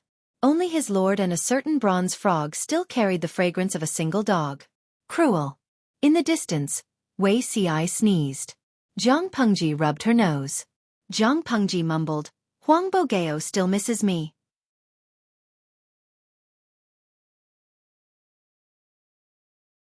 Chapter 1188. These hateful thieves. Su Pei's relatives were escorted back to the mansion by Qin Gong's soldiers. Upon entering, they saw a cold and empty courtyard. Because they had to escape, they could only choose the small and valuable items. The larger items were left in the old mansion for the servants to guard, and they could move them in the future. They did not expect to fail in their escape. When they returned home, they found that the house had been raided, and many of the servants were injured. The concubines wanted to cry but had no tears to find that the larger items they had not taken away had all been taken away by the thieves. A particular concubine's favorite shelf of many treasures had also disappeared, along with all the decorations on it. When they asked the servants who stayed behind, they said that not long after they left, a group of masked bandits had barged in to loot. Fortunately, these bandits did not have much foresight and only took gold and silver. The more valuable items, such as antiques, were left untouched. Compared to the latter, the gold and silver stolen could only be considered the tip of the iceberg. Madame Xueqi's face was filled with anger, but at the same time, she was glad that the bandits were short-sighted and did not know what was good. It has been a day of fright. Everyone return to your own courtyards to rest. We will discuss the rest tomorrow. Madame Xueqi casually dismissed the weeping concubine. She was impatient, but at the same time, she felt a faint sense of satisfaction. These concubines were beautiful but had no background. Their private storehouses were full of gold and silver, cloth, clothes, and rouge. At the same time, they were the most heavily raided area by the bandits. They had lost the most, but what was the point of crying in front of her? She would not be so kind as to compensate them. Su Yanxiao watched the show coldly, her face unperturbed. When First Madam gave the order to let them go, she followed the other women and bowed, returning to their own courtyards. Go check the private storehouses and see what was missing. Su Yanxiao casually found an excuse to send away the first-grade servant girl who was serving them. She wanted to be alone. The servant muttered, "The bandits are so greedy. How could they leave anything for us? Even if we search, it will be a waste. They will definitely be robbed clean." Her feet seemed to be stuck in the ground, unwilling to move. Su Yanxiao suppressed her anger. "If I tell you to go, then go. Why are you looking for excuses?" This maidservant relied on the fact that she was First Madam's servant and never took Su Yanxiao's words to heart.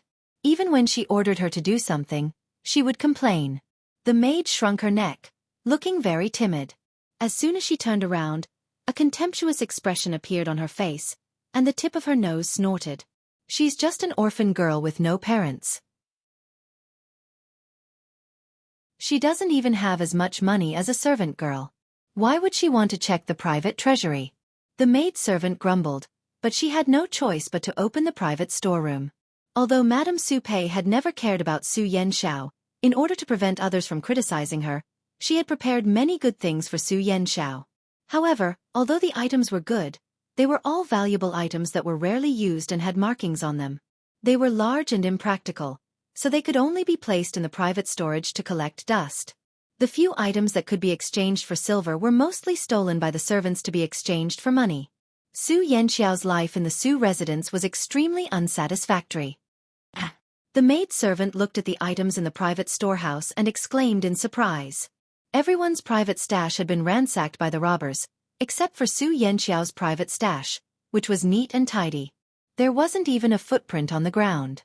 Su Yanxiao knew about this and muttered, "It's probably because the residence was too inconspicuous and the bandits didn't have time to search it. Go get some Buddhist scriptures and prepare a brush and ink. I want to recite the scriptures and copy them for my mother. Don't spread the news about the private stash, lest it attract unnecessary gossip." Everyone in the residence had been robbed. Only her own place was safe and sound. It was inevitable that people would be jealous. Unexpectedly, the maidservant turned around and reported this matter and Su Yanxiao's words to First Madam. First Madam laughed coldly and said with disdain, "Ungrateful wretch! What was there to hide about this matter? Could it be that the elders would covet her money?" The next day, the Su residence welcomed a special guest. Qin Gong had a tender face, but his tall and sturdy figure matched with his armor. No one dared to treat him like a child. First Madam and Duke Xianzhao have been separated for a long time. Why don't you write a letter home to inform him that you are safe?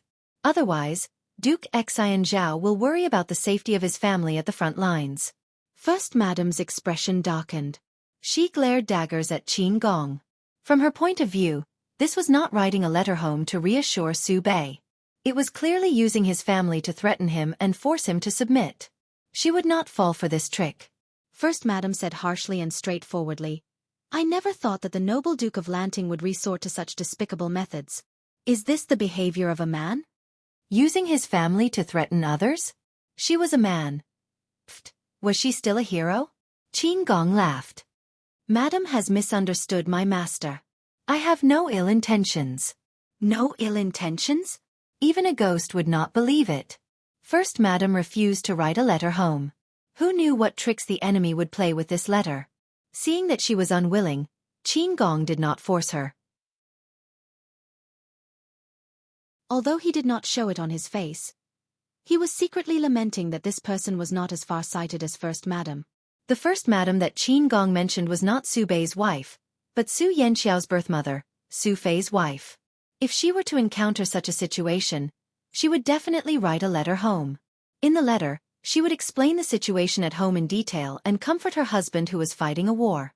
With a letter home, it would prove that his family was safe and sound. If her husband was at the end of his rope, he would more or less care about his family and would not risk his life. If there were no letters from home, the husband might lose his temper and fight to the death with the enemy, losing his life in the end. Qin Gong could not be bothered to remind her, lest her good intentions be taken for granted. He changed the topic to Su Yanxiao and pretended not to know. I heard that the daughter of the former master, Duke Ling Wen, is staying at your residence? First Madam nodded. Qin Gong said, yesterday, I heard from the soldiers that a group of 1,000 bandits took advantage of our army's invasion of Xueqi County to rob and commit crimes everywhere. Even Duke Xinjiao's residence was attacked. Today, I have specially sent some to Chu. I hope Madam will not mind. Lady Wang immediately sensed something fishy in his words, and she felt upset. Qin Gong first mentioned Su Yanxiao, and said that he was worried that the residents would not have enough to chew. What did he mean by that? Although the residence had been raided by bandits, it was not so poor that it could not even feed itself. Was Qin Gong worried that she would starve an orphan girl? First Madam was unhappy and her expression became colder. Qin Gong acted as if he did not see it and requested to see Su Yanxiao. First Madam became even angrier. Did he want to see with his own eyes if she had mistreated the orphan girl? Qin Gong was Su Fei's former subordinate and Su Yanxiao was still young. Others would not say anything if he cared about his former master's orphan girl. Su Yanxiao blushed when she saw Qin Gong. Why are you here? This general will be leaving for the south in a few days. While the morale is still high, I will take down the remaining territory of Xueqi County in one fell swoop. Qin Gong sat upright and said in a serious tone, I will be gone for almost half a month. This general is afraid that Lady Su will be worried, so I came to report. Who's worried? Su Yanxiao was embarrassed. Realizing that she had spoken harshly, she said with her ears red, Remember to come back.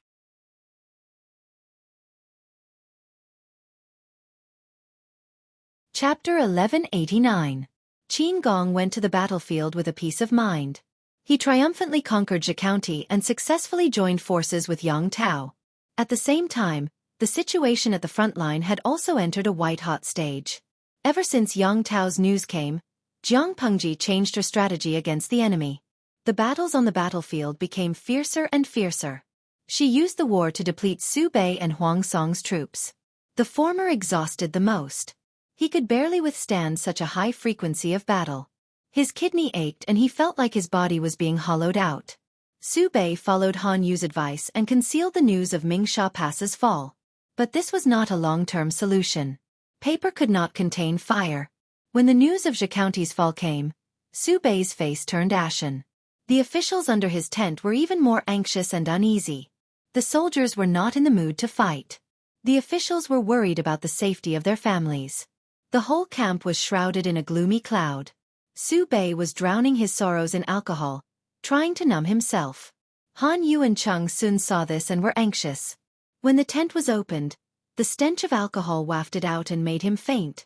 Chung Sun tried his best to persuade Su Bei, but Su Bei did not want to listen to him. He did not need false comfort. He needed a good strategy to break the enemy's situation. After several efforts, they returned in failure. Chung Sun's brows were almost knotted. When he met Han Yu, both of them sighed. As the Lord, Su Bei had no confidence in himself. He was drunk all day. It was useless for them to be anxious. Their disadvantage on the battlefield was too obvious. Han Yu wanted to suggest that Su Bei retreat to Shanwu City and stabilize the situation before making further plans. But Su Bei was not willing to do so. He even scolded Han Yu, which made Han Yu feel haggard. It was not scary to have a pig-like lord. What was scary was that the pig had its own opinions. That would be a nightmare. The enemy had used several battles to make them lose their bearings. Now they were fighting on the enemy's home ground. How stupid could they be? Cheng Yuan and Qin Gong broke through Mingsha Pass and conquered Zhe County. As the Lord, Jiang Pengji's performance was not bad either. Half of Hu County was already in her hands, forcing them to retreat. Now they could only use the terrain of Shanwu City to restrain Jiang Pengji's main force and avoid the brunt. But Su Bei flatly refused. Han Yu was helpless and could not sleep well for the past few days. Chang Sun's opinion was similar to Han Yu's. However, Su Bei didn't even listen to Han Yu, so why would he listen to Chang Sun? The enemy's morale is high, and now they have our families in their hands. Chang Sun did not hesitate to speculate on Jiang Pengji with the most malicious of thoughts. After all, her actions were rebellious in the eyes of the gentry.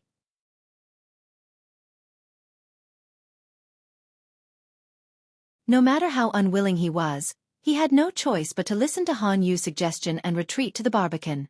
Huang Song saw that the situation wasn't looking good and secretly made preparations to escape. Yang Tao's army set up camp 10 miles away. Wei Ci returned to see Jiang Pengji first. The weather was scorching hot. Wei Ci wore a green summer gown. It was exceptionally pleasing to the eye. The heat in his body gradually subsided. The human-shaped extinguisher was indeed worthy of its reputation. Han Mei, what's wrong with your face? Wei Ci saw that Li Yun welcomed him warmly and his heart warmed. Seeing that Li Yun's cheeks were green, he asked with concern. There was no war recently.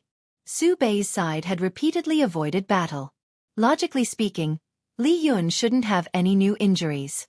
Li Yun lazily removed his armor. Otherwise, he would either collapse from exhaustion or be dehydrated from the heat after wearing something that weighed dozens of kilograms. Yesterday, I accidentally injured myself during a duel at the drill ground.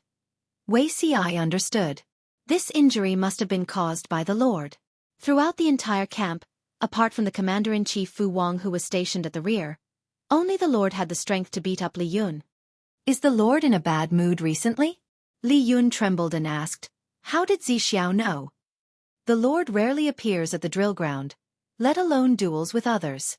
She rarely greets people. If she's in a good mood, she definitely won't do it. After a comprehensive analysis, the Lord must have been in a bad mood, so she used a duel to vent her anger. Li Yun was unlucky enough to be targeted. Li Yun said with a bitter face, Sigh, the Lord hasn't been able to sleep well recently. The military doctor diagnosed that she has excess energy. The term excess energy, spoken of by adults, is different from the term excess energy, spoken of by minors. The former has a deeper meaning. Sadly, Wei Ci's body was still that of a young chick, but his soul was that of a veteran who had been on the job for many years. He understood in a second and then pretended to be dead. If the Lord has excess energy, then go kill Su Bei. Fighting a battle is the best way to vent her anger. Wei Ci's brain started working. He planned to give her a push and let Su Bei follow in Su Fei's footsteps. You're tuning in to the Xueqi's Martial Arts Saga YouTube channel. Don't forget to subscribe and join us on this journey to catch the most captivating stories.